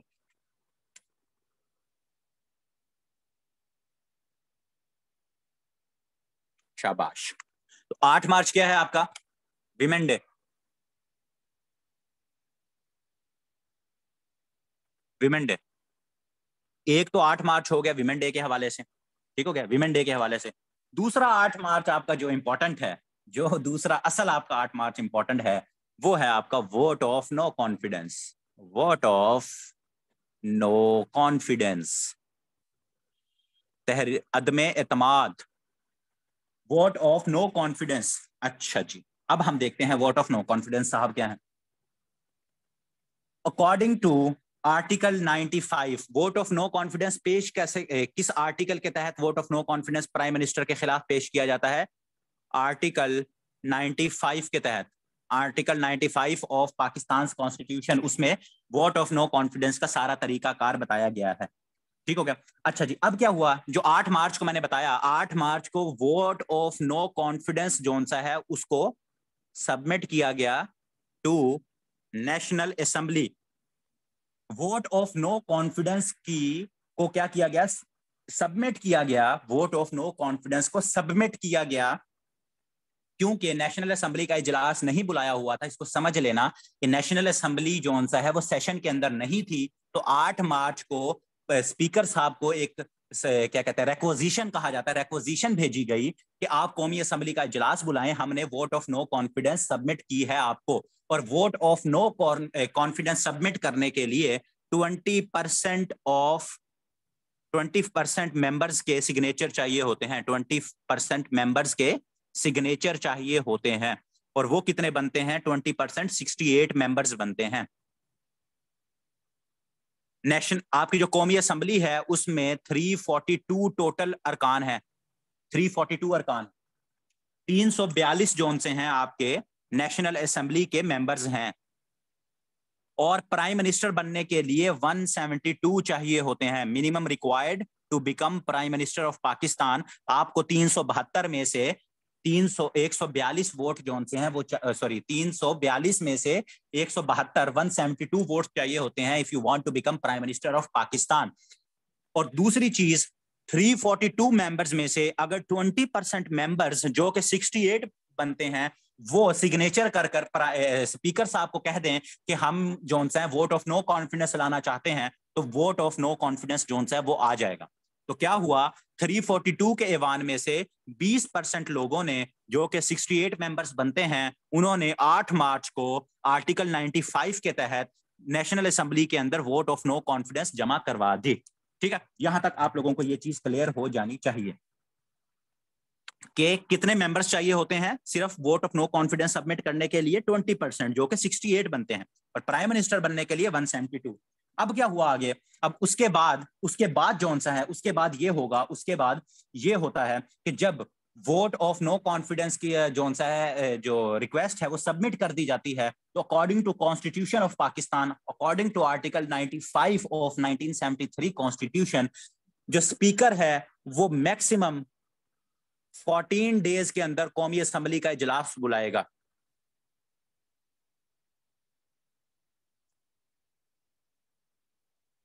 अल्लाह के बंदो, मैंने कहा है मिनिमम रिक्वायर्ड, आप 1000 बंदों के साइन ले लो, मैंने मिनिमम रिक्वायर्ड की बात की है। मिनिमम रिक्वायर्ड के 68 बंदे अगर होंगे तो ही सबमिट हो सकता है। 67 होंगे तो नहीं आएंगे, आप 69 ले आओ, 70 ले आओ, पूरे 372 ले आओ और 342 ले आओ, कोई मसला नहीं है। मिनिमम रिक्वायर्ड 68 है, मतलब 20%। ठीक है। मैक्सिमम 70 डेज के अंदर नेशनल असेंबली का जो सा है इजलास वो बुलाया जाना होता है। जब जब जो सा है जब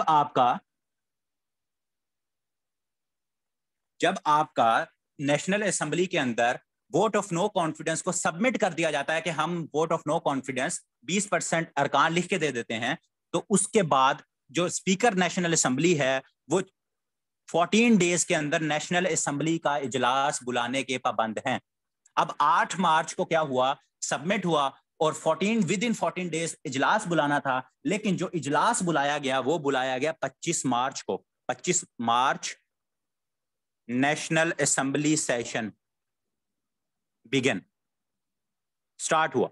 अब उसके ऊपर लोगों ने कहा कि आइन की खिलाफ वर्जी हुई है, तो और स्पीकर साहब ने अपना गलत इस्तेमाल किया है। लेकिन स्पीकर साहब ने जो तौजीह पेश की, जो उन्होंने अपनी जस्टिफिकेशन पेश की, तो उन्होंने ये कहा कि जो 14 डेज था इसका मतलब था कि 14 वर्किंग डेज। तो उन्होंने कॉन्स्टिट्यूशन की अपने हिसाब से इंटरप्रिटेशन की, जिसकी वजह से आपने देखा कि उन्होंने कहा कि इसके ऊपर आर्टिकल 6 लगाओ, इसने कॉन्स्टिट्यूशन की खिलाफ वर्जी की है।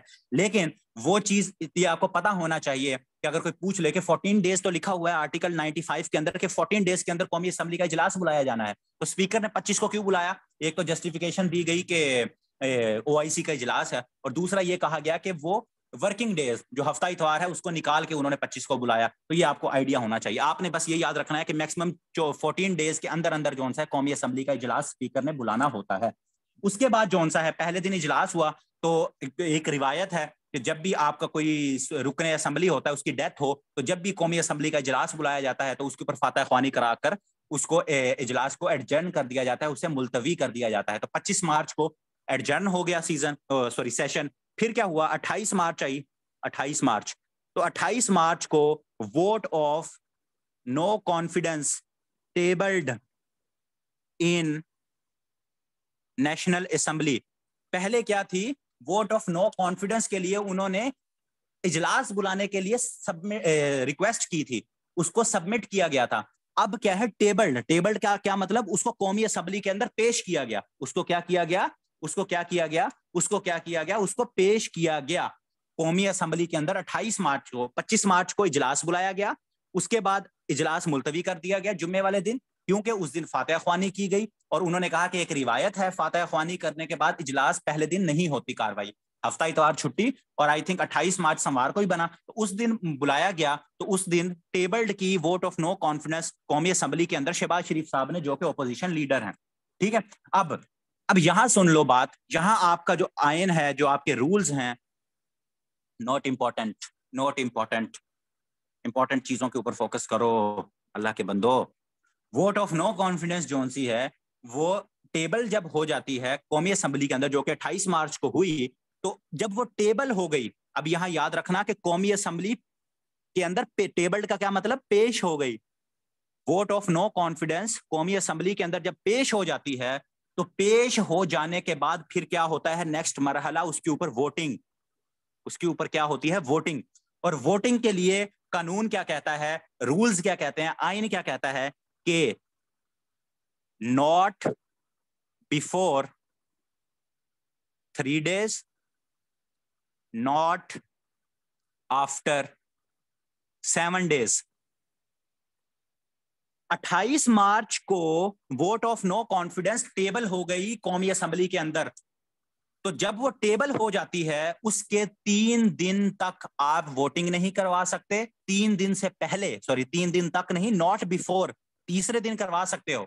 मतलब 29 को नहीं करवा सकते थे आप, 30 को नहीं करवा सकते थे, लेकिन 7 दिन के बाद भी आप वोटिंग उसके ऊपर नहीं करवा सकते। और अब जो 7 दिन बन रहे हैं, जो न्यूज आ रही है कि 3 अप्रैल जो कि कल बनेगी आपकी, 3 अप्रैल को वोटिंग होगी on vote of no confidence, और उसके ऊपर खान साहब जो जिन्होंने अदम एतमाद की है उनको 172 वोट्स दिखाने होंगे कि 172 वोट्स जो से हमारे पास हैं, और खान साहब जो से हैं वो मेजॉरिटी लूज कर चुके हैं, जिसकी वजह से अब हमें नया जो सा कायदे अवान चुनने का मौका फराहम किया जाए। तो ये सारा हिसाब किताब है कि 3 अप्रैल को अब वोटिंग होगी, और 3 अप्रैल को कल और पता लग जाएगा कि कौन जो सा है वो आपका नया प्राइम मिनिस्टर जो सा है वो बन। नहीं, ये नहीं है। यही तो ओपोजिशन ने, ये जो मैंने आपको ऊपर वर्किंग डेज की एक एग्जांपल दी थी ना, वर्किंग डेज की, तो वो यही तो मैंने आपको बात की है कि ओपोजिशन कह रही थी कि वर्किंग डे का तो कंसेप्ट कौमी असम्बली के अंदर नहीं होता।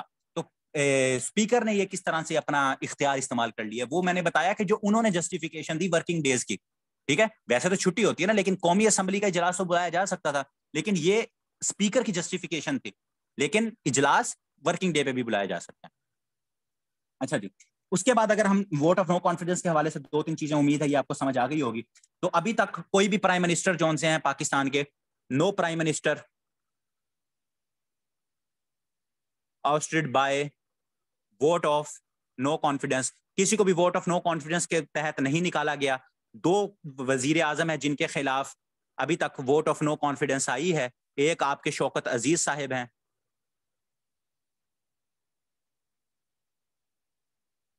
नहीं, इसके ऊपर मैं बताता हूं आपको।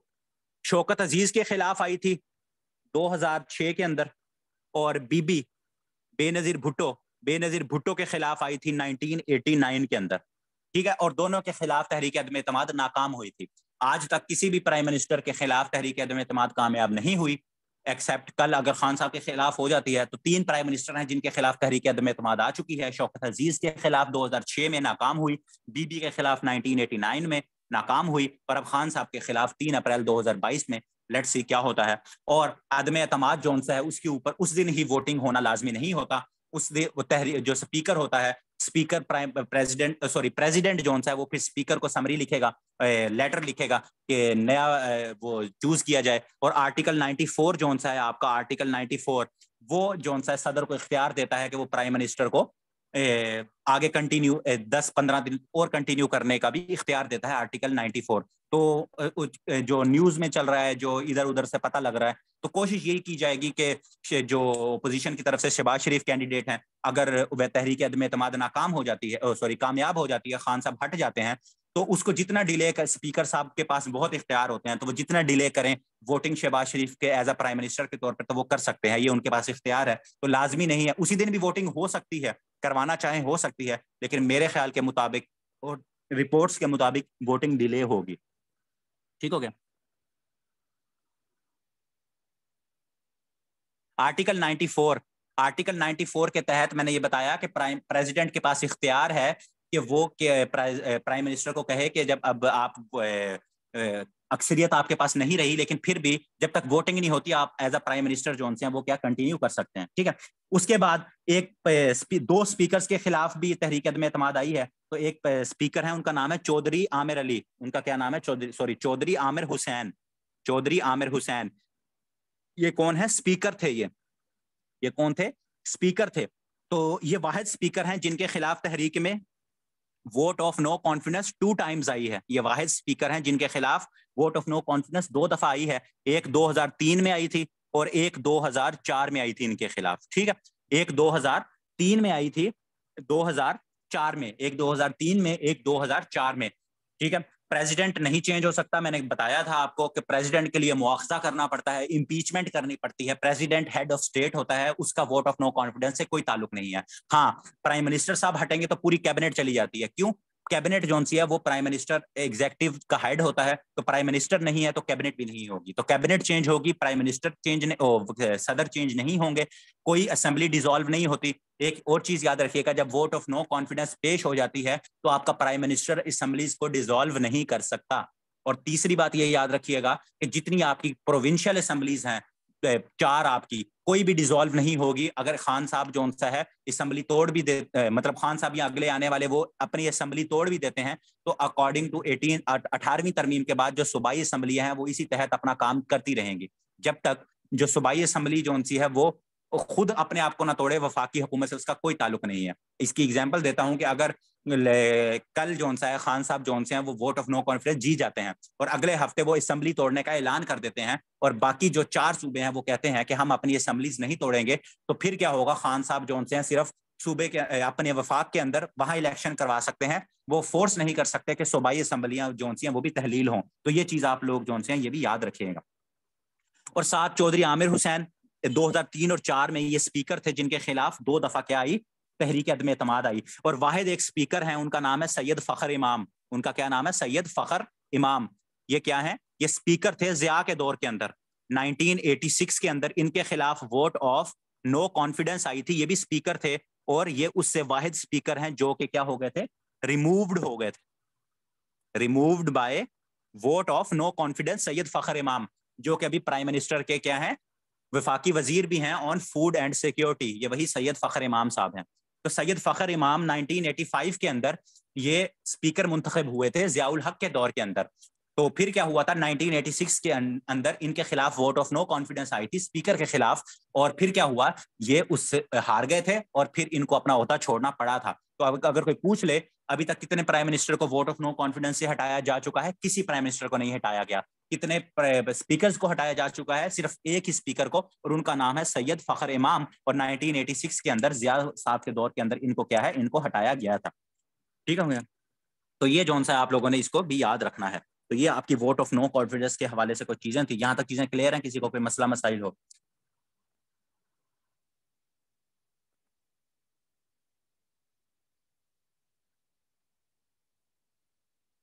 ऑल क्लियर, ठीक है। अच्छा जी, उसके बाद हमने एक बंदा देखा था जिसके अंदर पिग ट्रांसप्लांट हुआ था। नाम याद होगा आपको, डेविड बेनेट। उसका क्या नाम था? David Bennett. ये मैंने कहा एक अपडेट दे दूं आपको। डेविड बेनेट साहब के अंदर जो पाकिस्तानी एक स्पीकर यही होगा जब तक स्पीकर के खिलाफ वो वोट ऑफ नो कॉन्फिडेंस नहीं आती। अगर स्पीकर के खिलाफ भी वोट ऑफ नो कॉन्फिडेंस ले आते हैं तो फिर वो जा सकता है, वरना तब तक वो यही रहेगा। ठीक है? डेविड बेनेट साहब जिसके अंदर पिग का हार्ट ट्रांसप्लांट किया था, पाकिस्तान के एक डॉक्टर थे, डॉक्टर मुहैयुद्दीन, वो भी उसके साथ थे। तो ये डेविड बेनेट साहब जोन से हैं, ये 9 मार्च को इनका इंतकाल हो गया। 9 मार्च को मैंने आपको बताया था कि ये 2-3 महीने से ज्यादा नहीं निकालेंगे। तो जनवरी के अंदर जोन सा है, आई थिंक जनवरी या दिसंबर के अंदर इनका हार्ट ट्रांसप्लांट हुआ था। इनको पिग सुअर का जोन सा दिल लगाया गया था और उसको हमने देखा था डेविड बेनेट साहब। तो इनका 9 मार्च को क्या हो गया? इनका इंतकाल हो गया। उसके बाद इसराइल के जो प्रेसिडेंट हैं इजहाक हरजोग, ठीक है? क्या नाम है उनका? इजाक आइजैक हरजोग। ये 14 साल बाद, 14 ईयर्स के बाद पहली दफा कहाँ गए हैं? इनका ट्रिप गया है ऑन टर्की। टर्की गए हैं, तैयब अर्दवान साहब से मिले हैं। तो ये कौन है? ये इसराइल के प्रेसिडेंट हैं। इजाक हरजोग साहब कौन है? ये इसराइल के प्रेसिडेंट हैं। और आफ्टर 14 ईयर्स ये टर्की जोन सा उससे मिलने के लिए गए हैं। ये कहाँ गए हैं? ये टर्की से उनको मिलने के लिए गए हैं। तो ये भी बड़ा एक इंपॉर्टेंट इसराइल और टर्की के दरमियान जोन सा है, ये एक रिलेशनशिप में उनका एक इंपॉर्टेंट दौरा साबित हो सकता है। और मे भी उनके जो प्राइम मिनिस्टर है नफ्ताली बेनेट साहब, तो बेनेट साहब भी हो सकता है अगले साल, अगले मंथ के अंदर तैयब अर्दवान साहब से मुलाकात करें। उसके बाद साउथ कोरिया, साउथ कोरिया के अंदर न्यू प्रेसिडेंट आए हैं। न्यू प्रेसिडेंट, उनमें इलेक्शन हुए हैं इस महीने। 2-3 प्रेसिडेंट प्राइम मिनिस्टर नए आए हैं, तो वो आप लोगों को याद रखने पड़ेंगे। तो साउथ कोरिया के अंदर जो सा है उनका नाम है योआन सुक योल, YEOL, योआन सुक योल। ठीक है? ये साउथ कोरिया के नए प्रेसिडेंट आए हैं, तो इनका भी नाम आपको याद होना चाहिए, योआन सुक योल। तो क्योंकि साउथ कोरिया जो सा ये इंपॉर्टेंट है हमारे लिए। वैसे भी ओवरऑल साउथ कोरिया के वैसे साथ एक और मुल्क है नॉर्थ कोरिया। नॉर्थ कोरिया, तो नॉर्थ कोरिया ने आफ्टर 2017 बैलिस्टिक मिसाइल एक्सपेरिमेंट किया है। उन्होंने एक्सपेरिमेंट किया है। और वो कौन सा बैलिस्टिक मिसाइल का एक्सपेरिमेंट किया है 2017 के बाद? उसे कहते हैं इंटर कॉन्टिनेंट बैलिस्टिक मिसाइल। ठीक है? आगे लिख लीजिएगा। इंटर कॉन्टिनेंट बैलिस्टिक मिसाइल का 2017 के बाद तजर्बा किया है, तो बड़ा पूरी दुनिया हिल गई है। तो ये भी पूछा जा सकता है कि अभी रिसेंटली कौन से मुल्क ने इंटर कॉन्टिनेंट जो सा है बैलिस्टिक मिसाइल का तजर्बा किया है, क्योंकि साउथ कोरिया के बिल्कुल साथ है ये नॉर्थ कोरिया, तो ये भी हमारे लिए क्या है, इंपॉर्टेंट है। उसके बाद हंगरी, हंगरी हंगरी जो सा है, हंगरी फर्स्ट वुमेन प्रेसिडेंट, मैंने आपको बताया प्रेसिडेंट बहुत इस दफा सिलेक्ट हुए हैं, तो फर्स्ट वुमेन प्रेसिडेंट जो सी है हंगरी ने सिलेक्ट की है, इलेक्ट की है, तो उनका क्या नाम है, उसका नाम है Caitlin Novak, Caitlin Caitlin Novak, NOVAK Novak. Caitlin Novak साहिबा ये क्या है, वुमेन है, तो ये हंगरी की पहली प्रेसिडेंट जो सी हैं वो इलेक्ट हुई हैं। और हंगरी के प्राइम मिनिस्टर बहुत फेमस है, उनका नाम है विक्टर ऑर्बन, ये भी नाम आप लोग साथ ही लिख लो, विक्टर ऑर्बन।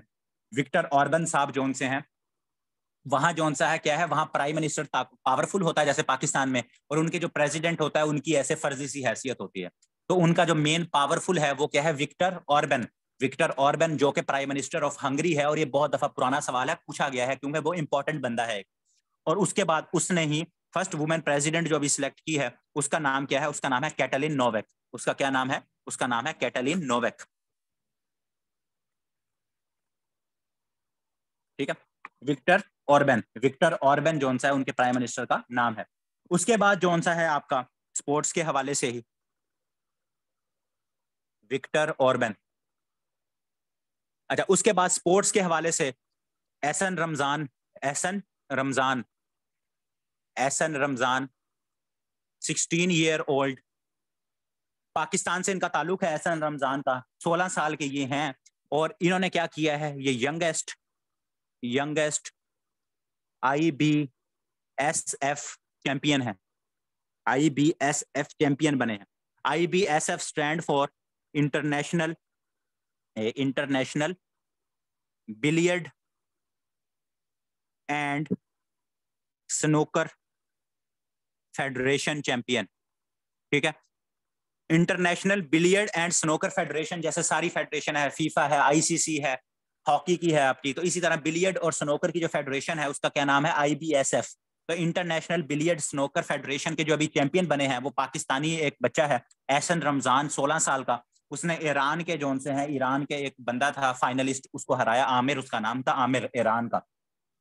तो इस भाई साहब ने जो सा हराया, और पाकिस्तान जो सा है अब इसका चैंपियन है बिलियर्ड का और स्नोकर का। और ये जो IBSF है, ये भी याद रखें, अगर कभी पूछ ले, वैसे पूछा तो नहीं गया, कि ये एक ऑर्गेनाइज जो फेडरेशन है, इसका हेड क्वार्टर जो सा है ये दोहा कतर के अंदर है। 1971 के अंदर ये बनी थी, 1971 के अंदर, ठीक है। और जो दोहा है कतर, वहां इसका IBSF का क्या है, दोहा के अंदर इसका हेड क्वार्टर है, दोहा के अंदर, कतर के अंदर। ठीक है, तो ये भी साथ इंपॉर्टेंट है, ये भी आप इसको साथ लिख लो। उसके बाद 11 मार्च को, 11 मार्च को क्या हुआ, J10C included in PAF। J10C हमने देखा कि तैयारे हैं जो कि पाकिस्तान ने रिसेंटली चाइना से परचेज किए हैं, तो ये आप लोगों को पहले पता भी है, दोबारा लिख लें कि J10C क्या है, तैयारे हैं जो कि पाकिस्तान ने चाइना से परचेज किए हैं। और ये अभी ऑफिशियली 11 मार्च को PAF पाकिस्तान एयरफोर्स के अंदर इनको क्या किया गया है, इनको शामिल कर लिया गया है ऑफिशियली। तो पाकिस्तान ने ये कहां से खरीदे हैं, चाइना से खरीदे हैं, तो ये भी पूछा जा सकता है। अच्छा जी, उसके बाद अगर हम बात करें, उसके बाद हमारे पास जो सा है आता है, एक पाकिस्तान की पेंटर है, उसका नाम है रबिया जाकिर। उसका क्या नाम है, राबिया या रबिया, राबिया जाकिर। ये पाकिस्तान की पेंटर हैं, राबिया जाकिर। तो ये पहली इंटरनेशनल आर्टिस्ट हैं जिन्होंने सऊदी अरेबिया के अंदर, जिन्होंने क्या किया है, जिन्होंने सऊदी अरेबिया के अंदर, जिन्होंने सऊदी अरेबिया के अंदर ऑर्गेनाइज किया है exhibition, art exhibition, art exhibition. उन्होंने आर्ट एग्जीबिशन की है कहाँ, किंगडम ऑफ सऊदी अरेबिया के अंदर। और फर्स्ट वुमेन है ये, फर्स्ट वुमेन है सऊदी अरेबिया से बाहर से किसी और मुल्क से जिनका ताल्लुक हो, वो उन्होंने आर्ट एग्जीबिशन जो सी है वो लॉन्च, वो इफ्तिताह किया हो, या क्या कहते हैं उसको, लॉन्च किया हो। तो ये 50 जिस दिन 8 मार्च था, विमेन डे के बाद ये किया उन्होंने, क्योंकि सऊदी अरेबिया भी दिखाना चाह रहा है कि हम जोन से हैं वो विमेन के हवाले से बहुत ज्यादा प्रोग्रेसिव हैं। तो ये जोन सा है, ये भी आपको याद होना चाहिए कि शायद मे भी इसके हवाले से भी कभी ना कभी आप लोगों से कोई ना कोई सवाल जोन सा है वो पूछ लें। अच्छा जी, उसके बाद अगर हम देखें,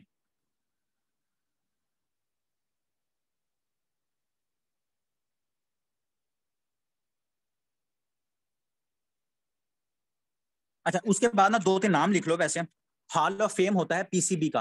पीसीबी का क्या है, पाकिस्तान क्रिकेट बोर्ड आपका, उसमें होता है हॉल ऑफ फेम, जो आपके लेजेंड होते हैं ना, जो बड़े बड़े प्लेयर्स होते हैं, तो उनको एजाज के तौर पर कि आपने हमारे मुल्क के लिए इतनी खिदमत की, तो उनको हॉल ऑफ फेम में ऐड किया जाता है।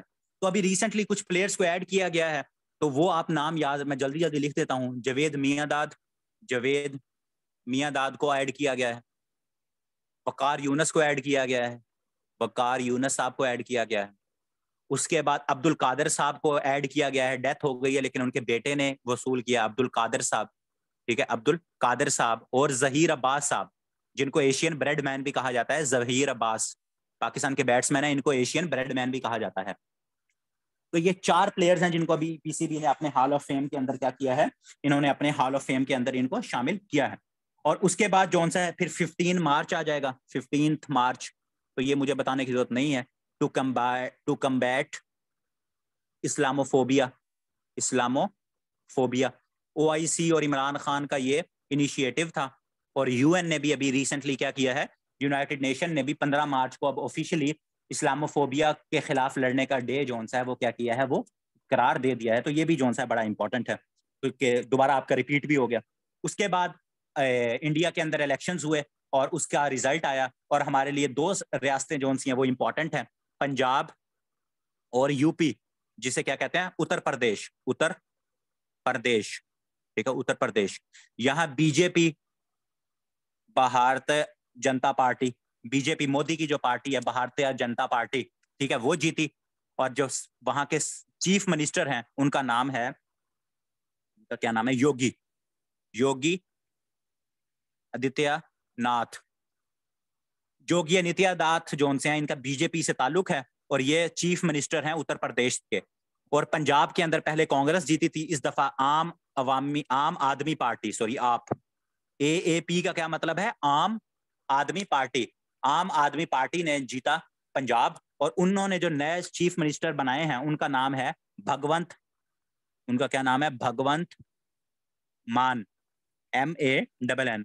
तो इनका ताल्लुक कहां से है, इनका है आम आदमी पार्टी से। अवामी पता नहीं क्यों जहन में आ रहा है, आम आदमी पार्टी से। तो ये दोनों स्टेट्स हम इंपॉर्टेंट हैं। पंजाब क्योंकि हमारे साथ भी उनका काफी ताल्लुक है, तो पंजाब के अंदर आम आदमी पार्टी ने जीता, और उन्होंने चीफ मिनिस्टर जो सा है, जी झाड़ू वाले जिनका इंतखाबी निशान झाड़ू था। इससे पहले इन्होंने इनका जो सरबराह है या प्रेसिडेंट कह लें, मतलब इन पार्टी के सरबराह का नाम जो सा है केजरीवाल साहब, अंदर केजरीवाल उनको कहा जाता है, केजरीवाल। ठीक है, आम आदमी पार्टी जो सा है उसका नाम है केजरीवाल, ये इसके सरबराह हैं केजरीवाल। ठीक है, तो उनके जोन से हैं भगवंत मान साहब जोन से, वो चीफ मिनिस्टर बने हैं। और उत्तर प्रदेश, जहां भारतीय जनता पार्टी, मोदी साहब की जो पार्टी है, उसके चीफ मिनिस्टर जोन से वो पहले भी थे लेकिन दोबारा जीत के अभी भी वही कंटिन्यू कर रहे हैं, योगी आदित्यनाथ साहब। तो ये भी आपको इंपॉर्टेंट है। अच्छा जी, उसके बाद 10 मार्च के अंदर, 10 मार्च को एक चीज लिख लें, 10 मार्च को इंडिया का ब्रह्मोस मिसाइल आया पाकिस्तान में। तो ये भी साथ लिख लें, कहाँ आया, मियाँ चन्नू के अंदर आया। और पाकिस्तान ने फिर, उन्होंने कहा गलती से जी हम टाकी शाकी मार रहे थे, सफाई कर रहे थे अपने मिसाइल की, तो चल गया, तो आपकी साइड पे आ गया, तो वापस कर दो हमारा मिसाइल। तो उनका मिसाइल आया था, ब्रह्मोस उसका नाम था, 10 मार्च को आया। और मियाँ चन्नू साउथ पंजाब में जो जगह है, वहां जो सा है ये आकर गिरा। तो शुक्र, अच्छी बात यह है कि कोई नुकसान वगैरह नहीं हुआ। तो ये भी आप लोगों को इसका भी पता होना चाहिए। उसके बाद यूनाइटेड नेशन ने एक इंडेक्स जारी किया जिसे कहते हैं यूएन वर्ल्ड हैप्पीनेस रिपोर्ट। ठीक है, वर्ल्ड हैप्पीनेस रिपोर्ट जारी की 2021 की। तो उसके अंदर जो सा है, ये 2012 से ना ये हैप्पीनेस रिपोर्ट जारी हो रही है। अगर कभी पूछ लें कि जो हैप्पीनेस रिपोर्ट है कब से जारी होना स्टार्ट हुई है, तो 2012 से ये हैप्पीनेस रिपोर्ट जारी होना शुरू हुई है। और 2 मुल्क, फिनलैंड और अफगानिस्तान, समझ आ गई होगी आप लोगों को। फिनलैंड क्या है, टॉप किया है, सबसे हैप्पीएस्ट मुल्क है। और सबसे अनहैप्पीएस्ट, नाखुश, ये क्या है, सबसे खुश मुल्क हैप्पीएस्ट, और सबसे नाखुश क्योंकि वहां जंग चल रही है, वहां के मसाइल इतने हैं। अफगानिस्तान ने इस लिस्ट में सबसे बॉटम पे आया है, वहां के लोग सबसे नाखुश हैं क्योंकि वहां के जो हालात हैं। तो फिनलैंड जोन सा है, वहां के लोगों ने सबसे ज्यादा अपने आप को खुश कहा है। और पाकिस्तान जोन सा है, पाकिस्तान को किस में रैंक किया गया है, पाकिस्तान को 121वें नंबर पर रैंक किया गया है। और इंडिया जो सा है वो 136वें नंबर पर आया है। तो पाकिस्तान का ज्यादा इंपॉर्टेंट है कि पाकिस्तान के लोग इंडिया से जो हैं वो ज्यादा खुश हैं। ठीक है, मार्च के अंदर, अभी मार्च के अंदर अभी रिपोर्ट रिलीज हुई। ठीक है, तो ये जो सा ये भी हमारे लिए इंपॉर्टेंट है, ये हमारे लिए ये भी इंपॉर्टेंट है कि पाकिस्तान का हैप्पीनेस इंडेक्स कितना है, 121। पाकिस्तान का हैप्पीनेस इंडेक्स कितना है, 121। और सबसे हैप्पी मुल्क जो सा मुल्क मतलब लोग वहां के, तो वो फिनलैंड है।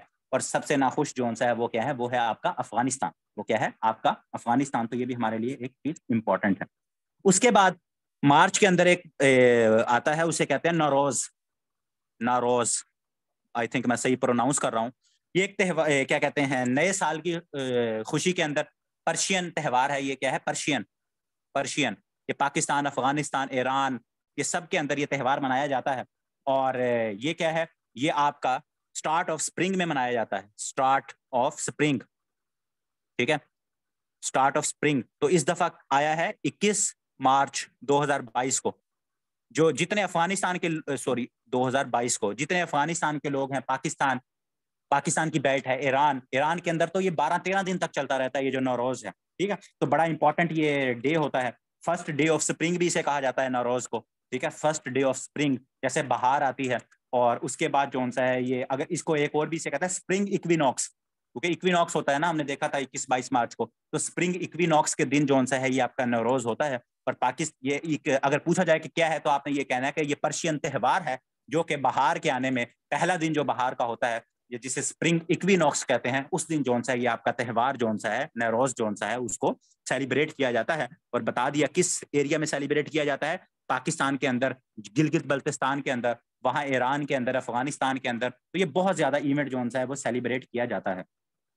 उसके बाद पाकिस्तान के हवाले से रिकोडेक, रिकोडिक, रिकोडेक, ठीक है, रिको DIQ, रिकोडेक प्रोजेक्ट है। इसके बारे में वैसे भी पूछा जाता है। रिकोडेक प्रोजेक्ट क्या है आपका जी? रिकोडेक प्रोजेक्ट आपका गोल्ड का और कॉपर का एक प्रोजेक्ट है। माइनिंग, माइनिंग प्रोजेक्ट है। माइनिंग प्रोजेक्ट कहाँ है? चागी बलोचिस्तान के अंदर, चागी बलोचिस्तान के अंदर। ठीक है, तो एक कंपनी थी, उसका नाम था TCC, उसका नाम का TCC, Tethyan copper corporation, Tethyan, Tethyan copper corporation. ठीक है, उसको पाकिस्तान ने ठेका दिया था, लेकिन 2011 के अंदर वो सस्पेंड हो गया। अदालत इफ्तिखार चौधरी ने उसको सस्पेंड कर दिया, सस्पेंड कर दिया। ये आलमी अदालत में चली गई TCC कंपनी, और पाकिस्तान को जुर्माना लग गया। और पाकिस्तान का वो जुर्माना बना $11 बिलियन, पाकिस्तान का जुर्माना था। ठीक है, तो पाकिस्तान का फाइन कितना था? $11 बिलियन बन गया था, सूद वगैरह सब कुछ डालकर। तो इसके हवाले से जो डेवलपमेंट हुई है वो ये हुई है कि जो पाकिस्तान का फाइन था, पेनल्टी थी, वो पाकिस्तान ने उनसे निगोशिएट करके ये क्या किया है, $11 बिलियन जो है वो बचा लिए हैं। तो $11 बिलियन जो है वो पाकिस्तान ने बचा लिए हैं।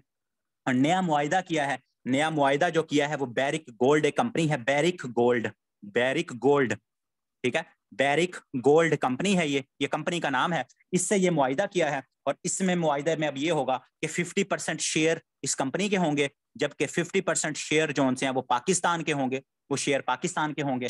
और कहा जा रहा है कि 80,000 के करीब इससे न्यू जॉब्स आएंगी, 80,000 जॉब्स आएंगी इससे नई। और उसके बाद जो सा है, अब ये मिलकर वहां से माइनिंग, वहां से कॉपर निकालेंगे, सोना निकालेंगे, जिसमें 50% हिस्सा जो सा है पाकिस्तान गवर्नमेंट का होगा, और 50% बैरिक गोल्ड जो सी है वो 80,000 नहीं है, 80,000 है, 8,000 है, चलो देख लेना। मेरे ख्याल में वैसे 80,000 है, 8,000 का क्या फायदा होगा, 80,000 होनी चाहिए वैसे। चलो देख लेना 80,000 होगा या 8,000 होगा, फिर देख लेना, शायद मुझसे एक जीरो शायद ज्यादा मैंने पढ़ लिया हो। देख लेना, इसको कंफर्म कर लेना कि रिकोडेक प्रोजेक्ट से 80,000 जॉब्स हैं या 8,000 जॉब्स जो हैं वो मिलेंगी। ठीक है, अच्छा जी। उसके बाद एक रिकोडेक प्रोजेक्ट के हवाले से था कि पाकिस्तान का 11 बिलियन जो फाइन है, 11 बिलियन जो फाइन है वो वेव हुआ है। और रिकोडिक के साथ ही एक और प्रोजेक्ट भी है, सैंडेक, सैंडेक, सैंडेक DA की, सैंडेक प्रोजेक्ट। ये भी चागी के अंदर है, और ये चाइना के पास, जो चाइना की एक कंपनी है, उसको हमने 10 साल की लीज के ऊपर किया हुआ है। ये भी बलोचिस्तान चागी के अंदर है, सैंडेक। और सैंडेक भी क्या है, ये भी गोल्ड और कॉपर का ही है।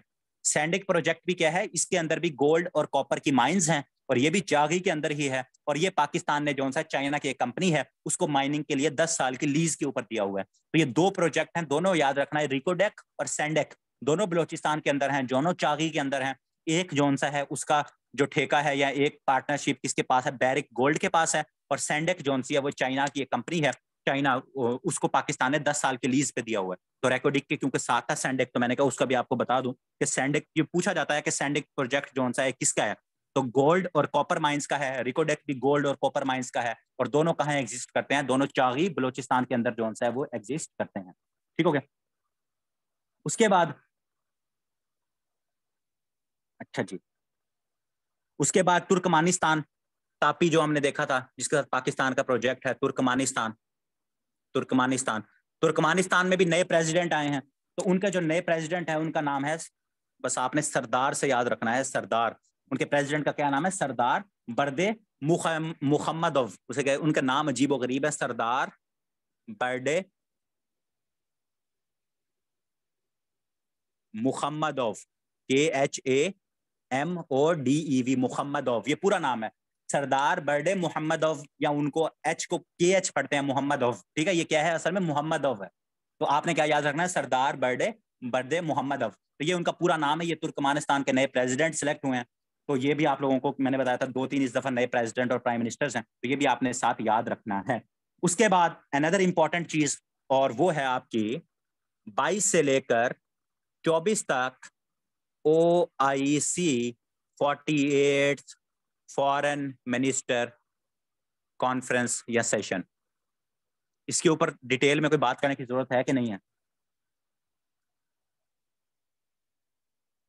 इसका थीम लिख लो पहले, फिर मैं देख लेता हूं, अगर आप कहोगे तो फिर हम डिस्कशन कर लेते हैं। इसका थीम जो सा है वो था building partnership for unity, justice and development. ये इसका थीम था।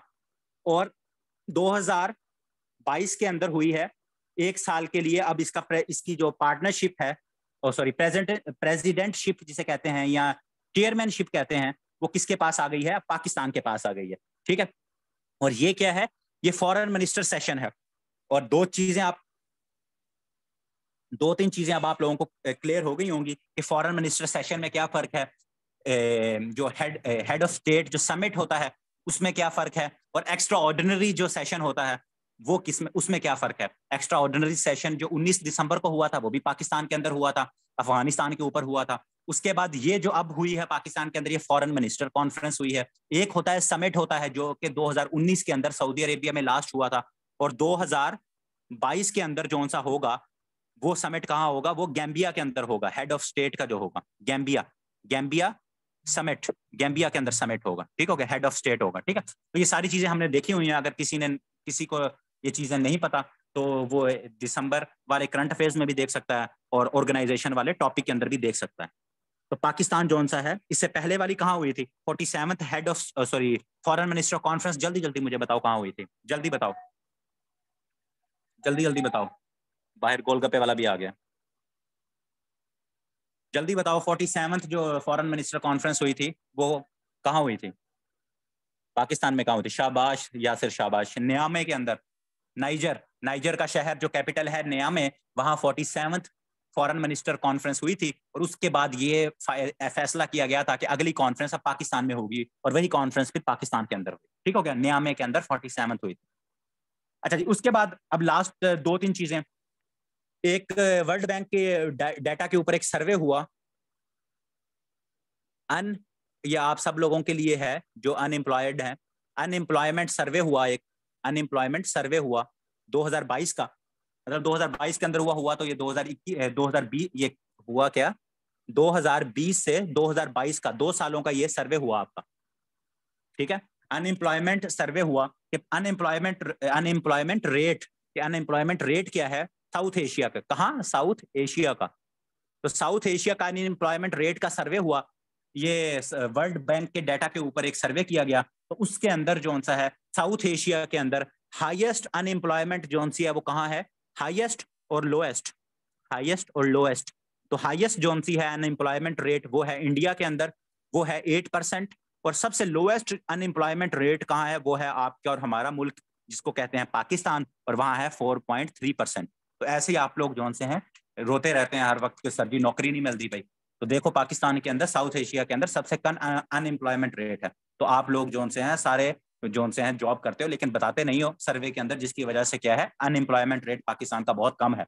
तो जब आइंदा आपके पास सर्वे वाले आए तो आप सब लोगों ने उनको सही सही बताना है कि आप लोग कहाँ कहाँ जॉब करते हो। तो पाकिस्तान का साउथ एशिया के अंदर क्या है, लोएस्ट अनएम्प्लॉयमेंट रेट है according to survey, according to World Bank data, और जो हाईएस्ट है वो कहाँ है, वो है इंडिया के अंदर। ठीक हो गया? तो ये चीज आप लोगों ने याद रखनी है आइंदा कभी भी कोई आपसे पूछे। उसके बाद जो सा है हमारे पास जो, अच्छा हाँ, ये 2-3 चीजें आप लोगों ने याद रखनी है। जो अभी फॉरेन मिनिस्टर कॉन्फ्रेंस हुई थी ना, फॉरेन मिनिस्टर कॉन्फ्रेंस हुई थी, उसके अंदर ना डिफरेंट फॉरेन मिनिस्टर्स आए हुए थे। तो उसमें स्पेशली गेस्ट के तौर पे ना चाइना के भी फॉरेन मिनिस्टर को बुलाया हुआ था, चाइनीज फॉरेन मिनिस्टर को भी बुलाया हुआ था OIC के अंदर। तो चाइनीज जो फॉरेन मिनिस्टर है ना, चाइनीज फॉरेन मिनिस्टर, उनका नाम है वैंग यी। वैंग यी, ये सारे मैंने आपको बताया था आपको आने चाहिए, वैंग यी। इसी तरह फलस्तीन के, मैं कुछ लिखवा देता हूँ, फलस्तीन के जो से हैं फॉरेन मिनिस्टर आए हुए थे, उनका नाम है रियाद अल मालिकी। रियाद अल मालिकी, मालिकी, ठीक है। इसी तरह इंडियन तो आए तो नहीं हुए थे, लेकिन इंडिया का भी आपको आना चाहिए, उनका नाम है जयशंकर। अफगानिस्तान का जैसे मैंने लिखवाया हुआ है मुत्तकी साहब। इसी तरह सेक्रेटरी ऑफ स्टेट जो फॉरेन मिनिस्टर अमेरिका के हैं एंटनी ब्लिंकन साहब। इसी तरह जो है वो आपका रशिया का क्या नाम है, सरगी सरगी लॉरेव। रशियन भी इंपॉर्टेंट है आजकल के दौर में। रशियन कौन से हैं, सरगे लॉरव, लॉरव इस तरह का कोई नाम है, सरजे लॉरव, SAR सरगे लॉरव, ठीक है। तो ये फॉरेन मिनिस्टर्स आपको इंपॉर्टेंट मुल्कों के आने चाहिए। अभी ये जो चाइनीज फॉरेन मिनिस्टर हैं वैंग यी, ये अभी इंडिया गए हुए हैं, तो इंडिया के फॉरेन मिनिस्टर से मुलाकातें हो रही हैं। तो इंडिया के फॉरेन मिनिस्टर का नाम आना चाहिए जयशंकर साहब। इंडिया के फॉरेन मिनिस्टर का क्या नाम है, जयशंकर। तो ये मैं सिर्फ इसीलिए बोल रहा हूँ कि आप लोग खुद सर्च करके इनको लिखोगे। अफगानिस्तान के बताया हुआ है मैंने, ईरान के फॉरेन मिनिस्टर बताया हुआ है, ठीक है। और उसके बाद सऊदी अरेबिया का जो से फरहान साहब है, उनका नाम कोई फरहान समथिंग। तो ये सारे आपने अपने एक तरह से नोट्स में लिखने हैं, सारे फॉरेन मिनिस्टर्स ये पाकिस्तान के अंदर आए हुए थे, ठीक है। ये रशिया वाले नहीं आए हुए थे, ये वैसे नाम लिखवाया, चाइना के आए हुए थे फॉरेन मिनिस्टर साहब। तो ये भी इंपॉर्टेंट है, आप लोगों ने क्या याद रखना है। फिर एक फीमेल है, उनका नाम है हीर साहो। हीर साहो, हीर साहो, हीर साहो जौन सी हैं, ये पाकिस्तान के अंदर first women tribal chief in Sindh. जो वडेरे होते हैं ना सिंध के अंदर, वडेरा सिस्टम, जैसे हमारे पंजाब के अंदर नंबरदार सिस्टम होता है, तो सिंध के अंदर पहली औरत जौन सी है वो चीफ बनी है अपने ट्राइबल की, अपनी बरादरी की। तो उनका क्या नाम है, हीर साहो। उनका क्या नाम है, हीर साहो। तो ये भी आप लोगों से क्या पूछा जा सकता है हीर साहो साहिबा के बारे में। उसके बाद अभी जैसे US की बात कर रहा था, एंटनी ब्लिंकन साहब, तो उनके साथ ही उनकी एक पुरानी कोलीग, उनका नाम है मेडेलेन अल bright.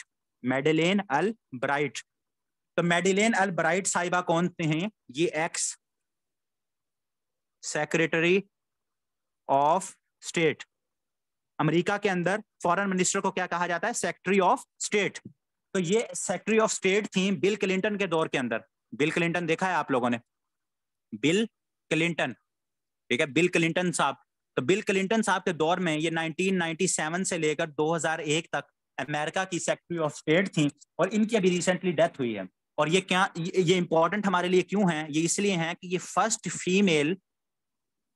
Female US secretary of state थी, US सेक्रेटरी ऑफ स्टेट थी।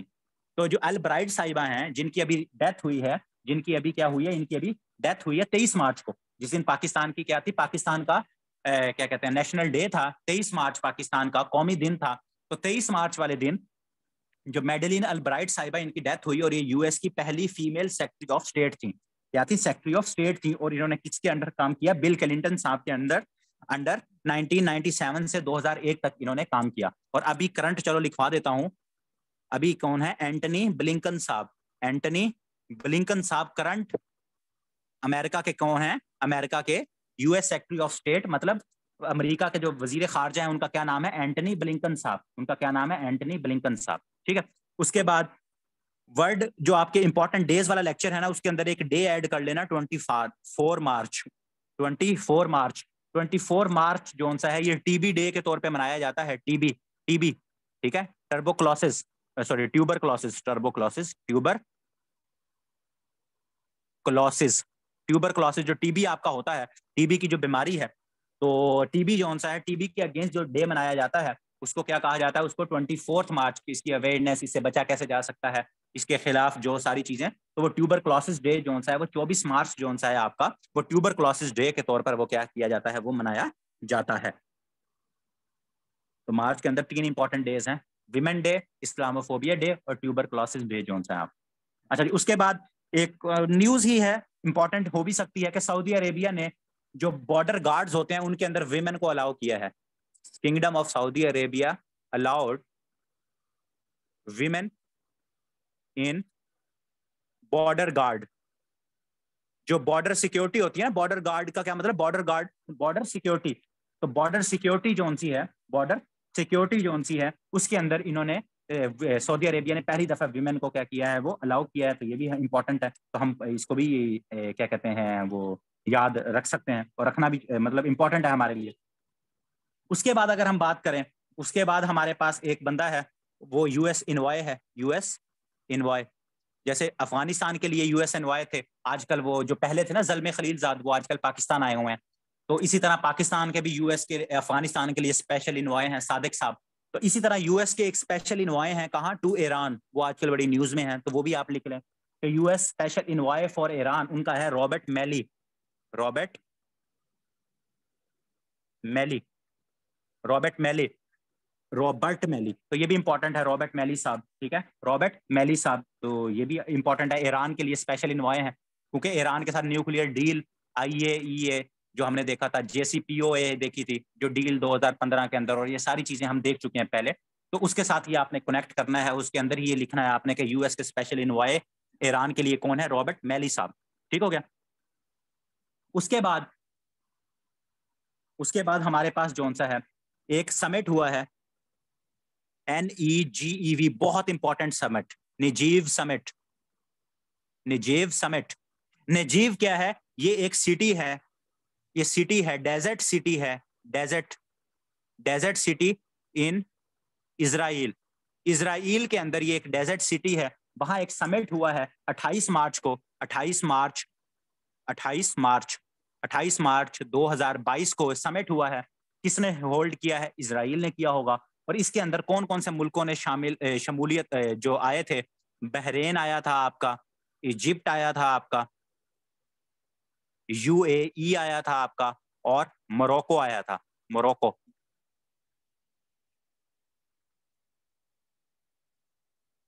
एक सेकंड, लाइट गई, एक सेकंड रुको।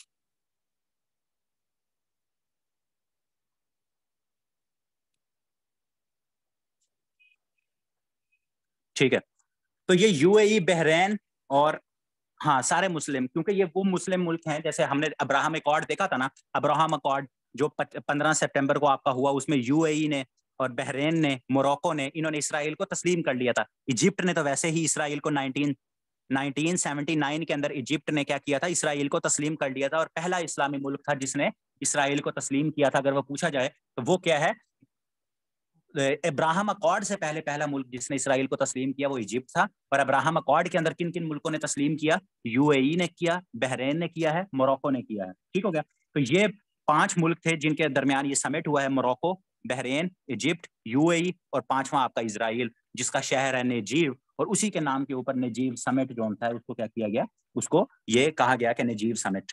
तो ये आपका एक समिट हुआ जिसके ऊपर उन्होंने कहा कि अब हम मिलकर भाईचारे के साथ हम इन्वेस्टमेंट करेंगे, हम चीज़ें, तो ये सारी चीज़ें उसके अंदर जो टिपिकल डिस्कशन होती है उनकी, कि आप इन्वेस्टमेंट करें, इसराइल को क्या चाहिए, इसराइल को क्या कहते हैं, अपनी रिकग्निशन चाहिए, सारे मुल्क उसके करें, जो अरब मुल्क हैं उनको इसराइल की इन्वेस्टमेंट चाहिए, इसराइल की टेक्नोलॉजी चाहिए। तो ये सारी अपने इंटरेस्ट की गेम है जो कि ये मुल्क अपने क्या परसू कर रहे हैं।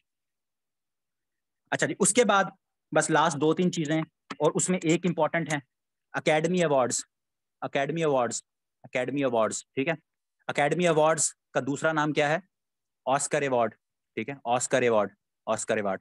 अगर किसी को लगता है कि ये इंपॉर्टेंट नहीं है तो अभी बता दूं कि लास्ट मंथ जो पेपर हुआ था उसके अंदर पूछा गया था कि ऑस्कर अवार्ड किस शोबे के अंदर दिए जाते हैं। तो उसमें इंटरटेनमेंट, मूवी इंटरटेनमेंट इंडस्ट्री थी, 2-3 और भी थे। तो ये सवाल अभी रिसेंटली पूछा गया कि ऑस्कर अवार्ड ये मूवीज के अंदर जो उनसे आपके होते हैं उनमें दिए जाते हैं, जो बेस्ट एक्टर होते हैं, बेस्ट मूवीज होती हैं, तो उनके अंदर ये ऑस्कर अवार्ड दिए जाते हैं। तो मैंने कहा ये बता दूं। तो अभी जो हुए हैं 2022 के अंदर वो 92nd अवार्ड हुए हैं, 92nd। और पहला जो ऑस्कर अवार्ड है ये 1929 के अंदर मिला था। 1929 के अंदर फर्स्ट अवार्ड दिया गया था, फर्स्ट अवार्ड, ठीक है। और अभी जरा थोड़ी सी न्यूज में भी रहे हैं क्योंकि वो आपको पता है कि जो विल स्मिथ एक एक्टर है, विल स्मिथ, ठीक है, विल स्मिथ, और इसको बेस्ट एक्टर का अवार्ड भी मिला है। इसको इसी को ही बेस्ट एक्टर का अवार्ड भी मिला है अभी विल स्मिथ को। इसने थप्पड़ मार दिया एक दूसरे एक्टर को क्योंकि उसने उसकी बीवी के बारे में कोई रिमार्क्स दिए। तो विल स्मिथ साहब को बेस्ट एक्टर का अवार्ड भी मिला है और इसी यही सारी जगह न्यूज में रहे हैं। और फिर एक पाकिस्तानी तो नहीं, ब्रिटिश एशियन एक्टर है, उनका नाम है रिज अहमद, रिज अहमद, रिज अहमद। उन्होंने भी एक अवार्ड जीता है, रिज अहमद, इनको भी एक मूवी के ऊपर अवार्ड मिला है। मुझे नहीं लगता इतना अवार्ड के ऊपर डिटेल में पूछा जा सकता है, लेकिन जस्ट वैसे ही मैंने कहा कि रिज अहमद का भी आपको साथ ये चीज़ों का पता होना चाहिए कि रिज अहमद साहब जो उनसे उनको क्या है, उनको भी एक अवार्ड मिला। तो लेकिन ये आपको पता होना चाहिए कि ऑस्कर्स को ही क्या कहा जाता है, इनको एकेडमी अवार्ड भी इन्हीं को ही कहा जाता है, ठीक है। ऑस्कर्स को ही क्या कहा जाता है। रिज अहमद आई थिंक पाकिस्तानी नहीं है शायद, उसके मेरे ख्याल में माँ बाप पाकिस्तानी है एशिया से, या इंडिया का है या पाकिस्तान का है। मेरे ख्याल में ये इसके माँ बाप पाकिस्तानी है रिज अहमद के। रिजवान है मेरे ख्याल में पूरा नाम होगा तो उसने रिज कर लिया होगा। 92nd अवार्ड हुए हैं ऑस्कर, 92nd, 92nd। मुझे भी पता है कि ब्रिटिश है, मैंने कहा एशियन ब्रिटिश है, ठीक है। अच्छा जी, उसके बाद पाकिस्तान की अभी लेबर सर्वे आया है, ये इंपॉर्टेंट है, लेबर फोर्स सर्वे। दो चीजें हैं अब हमने बस करनी है, एक लेबर फोर्स सर्वे करना है और पाकिस्तान की नेशनल सिक्योरिटी काउंसिल का इजलास, उसके बाद आपके करंट अफेयर्स खत्म हो जाएंगे, ठीक है। विल स्मिथ एक्टर है, विल स्मिथ एक्टर है आपका जिसको बेस्ट एक्टर का अवार्ड मिला। अच्छा जी, तो लेबर फोर्स सर्वे जो सा है, लेबर फोर्स सर्वे, तो लेबर फोर्स सर्वे आया है, ये कौन जारी करता है? Pakistan bureau of statistics, PBS जारी करता है लेबर फोर्स सर्वे, ठीक हो गया। लेबर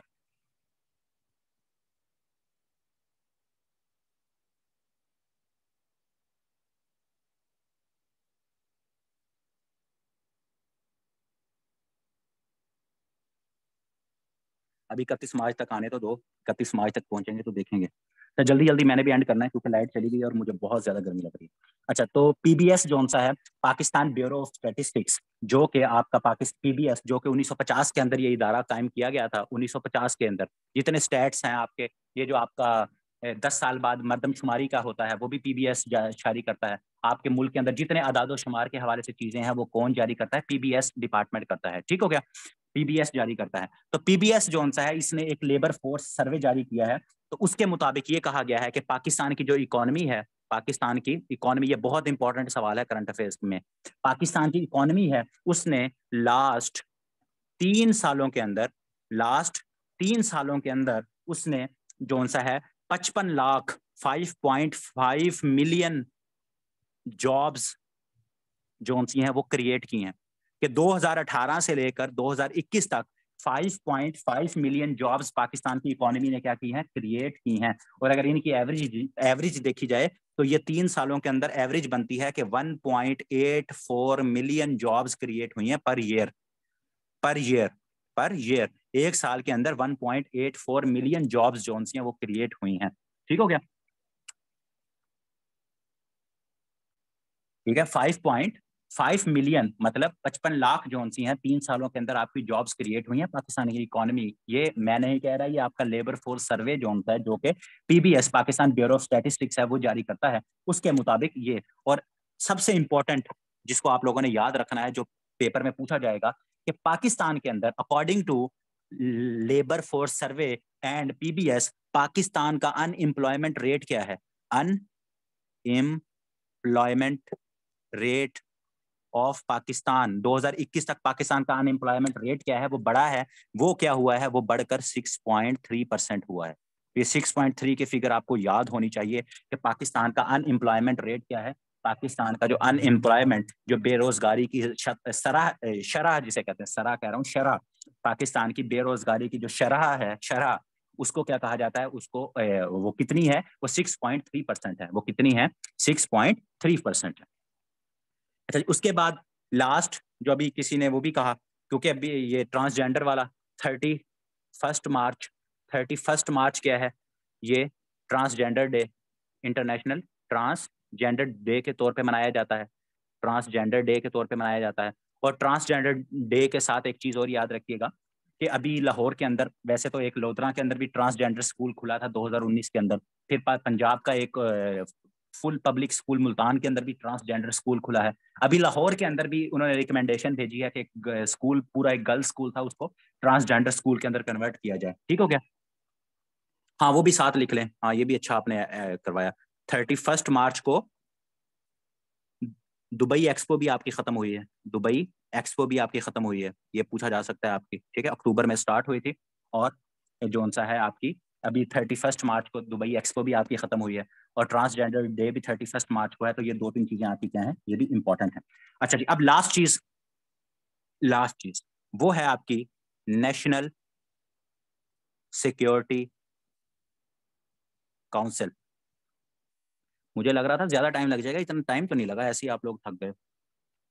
ठीक है, मुझे था कि शायद 2 घंटे लग जाएंगे। तो नेशनल सिक्योरिटी काउंसिल जो सा है, उसका इजलास हुआ है 37th नेशनल सिक्योरिटी इजलास हुआ है अभी। ठीक है, और ये जो सा है हमारे लिए इंपॉर्टेंट है। और ये कब हुआ है, ये आपका 31 मार्च को, ये भी 31 मार्च, क्योंकि मंथ का लास्ट डेट 31 मार्च 2022 को ये हुआ है।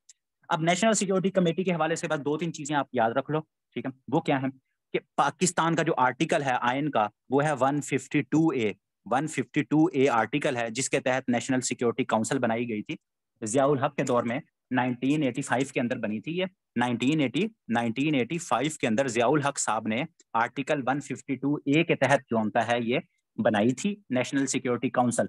और इसका मकसद क्या था, इसका मकसद ये था कि जो सिक्योरिटी इदारे हैं और जो आपका सिविलियन हुकूमत है, उनके दरमियान एक ब्रिज का रोल अदा करे। एक ऐसा फोरम होना चाहिए, एक ऐसा इदारा होना चाहिए जहां सिक्योरिटी इदारे ऑफिशियली बैठकर अपनी इनपुट दे सकें, बेशक वो कोई सिक्योरिटी का मसला हो, फॉरेन पॉलिसी का मसला हो, इकोनॉमी का मसला हो। तो वहां अब इसमें क्या होता है, इसका चेयरमैन कौन होता है, इसको हेड कौन करता है, इसको हेड या चेयरमैन इसका कौन होता है, वो होता है प्राइम मिनिस्टर, जो कि अभी तक खान साहब हैं। तो इसका हेड जो इसको चेयर करता है वो प्राइम मिनिस्टर होते हैं। और इसके जो बाकी मेंबर्स होते हैं उनमें एक तो प्राइम मिनिस्टर हो गया जो कि हेड होंगे उसमें, फिर उसके बाद प्रेसिडेंट होता है इसके अंदर, प्रेसिडेंट साहब आते हैं, फिर उसके बाद आपके जो उनसे सेनेट के चेयरमैन है वो आते हैं, सेनेट चेयरमैन आएंगे, चेयरमैन सेनेट आएंगे, chairman senate, speaker national assembly आते हैं आपके। ठीक है, ये बात 2-3 इंपॉर्टेंट वैसे लिख ले, बाकी बता दूंगा। स्पीकर आएंगे अपने नेशनल असेंबली के, फिर आपके चीफ मिनिस्टर्स ऑफ प्रोविंसेस आएंगे, जितने आपके सूबे हैं उनके चीफ मिनिस्टर्स भी यहाँ आ सकते हैं। ये तो हो गए सिविलियन लोग। उसके अलावा COAS का क्या मतलब, चीफ ऑफ आर्मी स्टाफ हो गए आपके। चीफ ऑफ आर्मी स्टाफ के बाद आपके नेवल चीफ, नेवी के जो सरबराह हैं वो आएंगे, नेवल चीफ आएंगे। ठीक है, नेवल चीफ के बाद आपके एयर मार्शल आएंगे, एयर मार्शल। ठीक है, जो बाबर संधू साहब है अभी, बाबर संधू साहब, एयर मार्शल। नेवल चीफ कौन है आपके, अमजद न्याजी साहब। और चीफ ऑफ आर्मी स्टाफ कौन है अभी तक आपके, जनरल बाजवा साहब। तो ये 3 लोग जो से हैं ये भी होते हैं। फिर एक आपका होता है chairman of joint staff committee, जो कि नदीम रजा हैं। Chief of joint staff committee Nadeem Raza साहब, वो भी इसका मेंबर होते हैं। ठीक है, ये भी लिख लीजिएगा। तो ये कुछ लोग होते हैं आपके air force.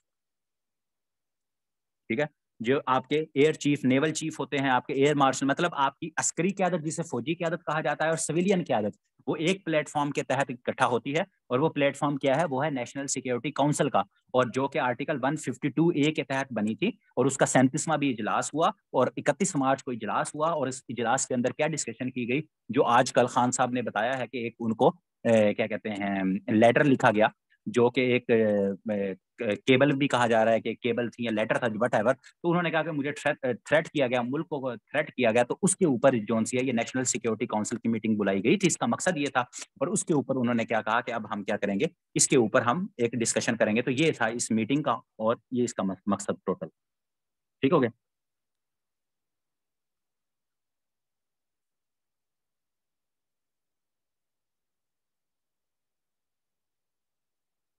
Chief of army staff, COAS का मतलब होता है चीफ ऑफ आर्मी स्टाफ, जो कि आपके इस वक्त कमर जावेद बाजवा हैं। वो क्या है? कमर जावेद बाजवा हैं। अच्छा, एक चीज लिख लो, एक वर्ड, वो है डिमार्शे। से क्या कहते हैं? डिमार्शे। Demarche, DEAMARCHE। ठीक है, demarche. Nadeem Raza, chief of joint staff committee, Nadeem Raza साहब, वो एक पोस्ट बनाई गई थी कि जैसे चीफ एयर चीफ है, एक आपके क्या कहते हैं एयर चीफ होते हैं, एक आपके नेवल चीफ हैं, एक चीफ ऑफ आर्मी स्टाफ हैं जो बड़ी फौज की क्यादत करते हैं। तो एक ज्वाइंट स्टाफ कमेटी बनाई गई थी, उसके चेयरमैन बनाए गए थे ताकि वो तीनों के दरमियान कोऑर्डिनेशन का काम करेंगे। तो वो नदीम रजा साहब हैं, ये भी इंपॉर्टेंट है आप लोगों के लिए। अच्छा, डिमार्शे एक लफ्ज होता है, डिमार्शे, ये इंपॉर्टेंट आजकल आप न्यूज में बड़ा सुन रहे हो डिमार्शे का मतलब। तो ये आपका एक होता है, इसको क्या कहते हैं? Formal instruction. Formal instruction, instruction from foreign ministry. जो आपकी जो वजारत खारजा होती है ना, उसकी तरफ से अगर किसी एम्बेसडर को, किसी मुल्क को कोई हुक्मनामा, कोई बात कहनी हो कि सर आप इंसान के बच्चे बनो, सर आप ये ना करो, हमारे मुल्क में मुदाखलत ना करो, सर जैसे अगर हमारा एम्बेसडर वहां से कोई चीज लिखता है, तो उस कम्युनिकेशन को, उस फॉर्मल कम्युनिकेशन को या फॉर्मल इंस्ट्रक्शन को, या यहाँ स्लैश कम्युनिकेशन लिख लीजिएगा, उस कम्युनिकेशन को, उस इंस्ट्रक्शन को क्या कहा जाता है? उसको डिमार्चे कहा जाता है। डिमार्शे, डिमार्चे नहीं, डिमार्शे। ठीक है, तो ये एक फॉरेन, जिसे कहते हैं फॉरेन अफेयर्स का की एक टर्म है जो आजकल बड़ी न्यूज में यूज हो रही है। तो मैंने कहा साथ आप लोगों को ये भी क्लियर कर दूं। ठीक हो गया। यहाँ तक मुझे बताओ, अब जो हमारे करंट अफेयर्स मार्च के अल्हम्दुलिल्लाह कंप्लीट हो गए, इसमें कोई मसला मसाइल हो तो वो बताओ फिर मुझे। बाकी कल आप लोगों का फिर टेस्ट होगा, और कल ही आपकी वोट ऑफ नो कॉन्फिडेंस भी है, तो देखते हैं उसमें क्या होता है।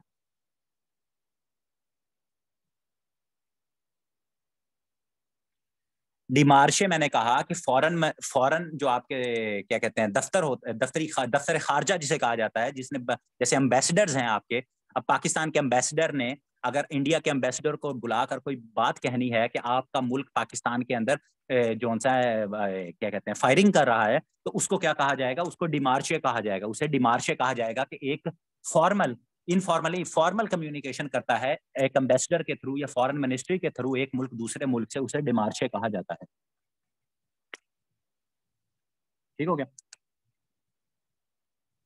वैसे मैं एक चीज बीच में से स्किप कर गई, फ्लोर क्रॉसिंग, आर्टिकल 63 है, वो मैंने करवाना था, लेकिन चले वो कॉन्स्टिट्यूशन ऑफ पाकिस्तान के अंदर फिर आपको करवा दूंगा कि जो अगर PTI के जो अपने अरकान है, वो एक पाकिस्तान के अंदर तरमीम आई थी फ्लोर क्रॉसिंग की।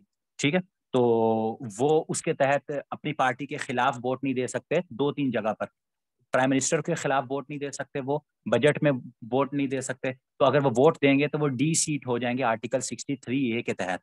और ये नवाज शरीफ साहब 1997 के अंदर 14th अमेंडमेंट लेकर आए थे, 14वीं तरमीम, जिसके तहत ये सब कुछ हुआ था। तो ये वैसे मैंने बोल दिया है, तो आप अगर हल्का सा जहन में बिठा लीजिएगा कि 14th अमेंडमेंट आई थी फ्लोर क्रॉसिंग के हवाले से। ठीक है, जो पुराने स्टूडेंट्स हैं उनको पता है कि कॉन्स्टिट्यूशन में हमने ये पढ़ा है। तो 14th अमेंडमेंट आई थी, 14th अमेंडमेंट, 14th अमेंडमेंट ये किसके हवाले से थी? 1997 के अंदर, फ्लोर क्रॉसिंग। फ्लोर क्रॉसिंग क्या होता है? फ्लोर क्रॉसिंग का मतलब ये होता है कि ये आपकी असेंबली है, यहाँ जौन सा है, यहाँ ओपोजिशन वाले बैठे हैं, यहाँ गवर्नमेंट वाले बैठे हैं। और आपको एक मैं और चीज बता दूं, गवर्नमेंट में जो लोग बैठते हैं उनको, उन बेंचेस को क्या कहते हैं? उनको ट्रेयरी बेंच कहते हैं। ट्रेयरी बेंचेस, गवर्नमेंट के ऊपर जो बैठते हैं उसको ट्रेयरी बेंच कहता है, बेंच कहा जाता है। ठीक है, अब गवर्नमेंट का जो बंदा है, लेट्स सपोज एक MN है, उसका नाम है A, वो यहां से उठकर ओपोजिशन के किसी बंदे के हवाले से कोई वोट डालता है, तो इसको क्या कहेंगे? Floor crossing. ये फ्लोर क्रॉस हो गया, यहां से यहां जाओगे फ्लोर क्रॉस होगा, यहां से यहां जाओगे फ्लोर क्रॉस होगा। और फ्लोर क्रॉसिंग के ऊपर क्या होती है? सजा है D सीट की। ठीक है, क्या कर दिया जाता है? D सीट कर दिया जाता है कि आप आपका MNA MPA जो भी हैं आप खत्म हो जाओगे, ठीक है, डी सीट कर दिया जाता है। और वो डी सीट किस आर्टिकल के तहत किया जाता है? 63A के तहत, आर्टिकल 63 के तहत जो सा ये किया जाता है। और आर्टिकल 63 जो सा है ये आई थिंक 18वीं तरमीम के बाद ही, आई थिंक नहीं, कंफर्म है कि 18वीं तरमीम के अंदर आर्टिकल 63A ऐड किया गया था। और फ्लोर क्रॉसिंग जो सी है ये अमेंडमेंट 1997 के अंदर जो सी है ये की गई थी। और ये क्योंकि 1997 के अंदर ये भी आजकल न्यूज में है, डी सीट, इसके हवाले से रेफरेंस भी सुप्रीम कोर्ट के अंदर भेजा हुआ है हुकूमत ने, ठीक है, हुकूमत ने एक रेफरेंस भेजा हुआ है सुप्रीम कोर्ट के अंदर कि हमें बताएं कि ये जो डी सीट किया जाता है ये ताहयात किया जाता है, नाअहली होगी, क्या हिसाब किताब होगा। तो ये भी इंपॉर्टेंट है आप लोगों के लिए कि 63 के तहत डी सीट किया जाता है, क्योंकि ये वोट ऑफ नो कॉन्फिडेंस के हवाले से इंपॉर्टेंट है। तो इसको साथ ही इसी की डिस्कशन ही कर ली जाए तो बेहतर है, ठीक है।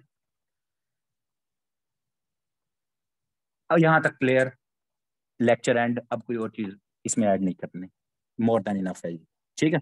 अब ओके है, क्लियर है, ठीक है जी।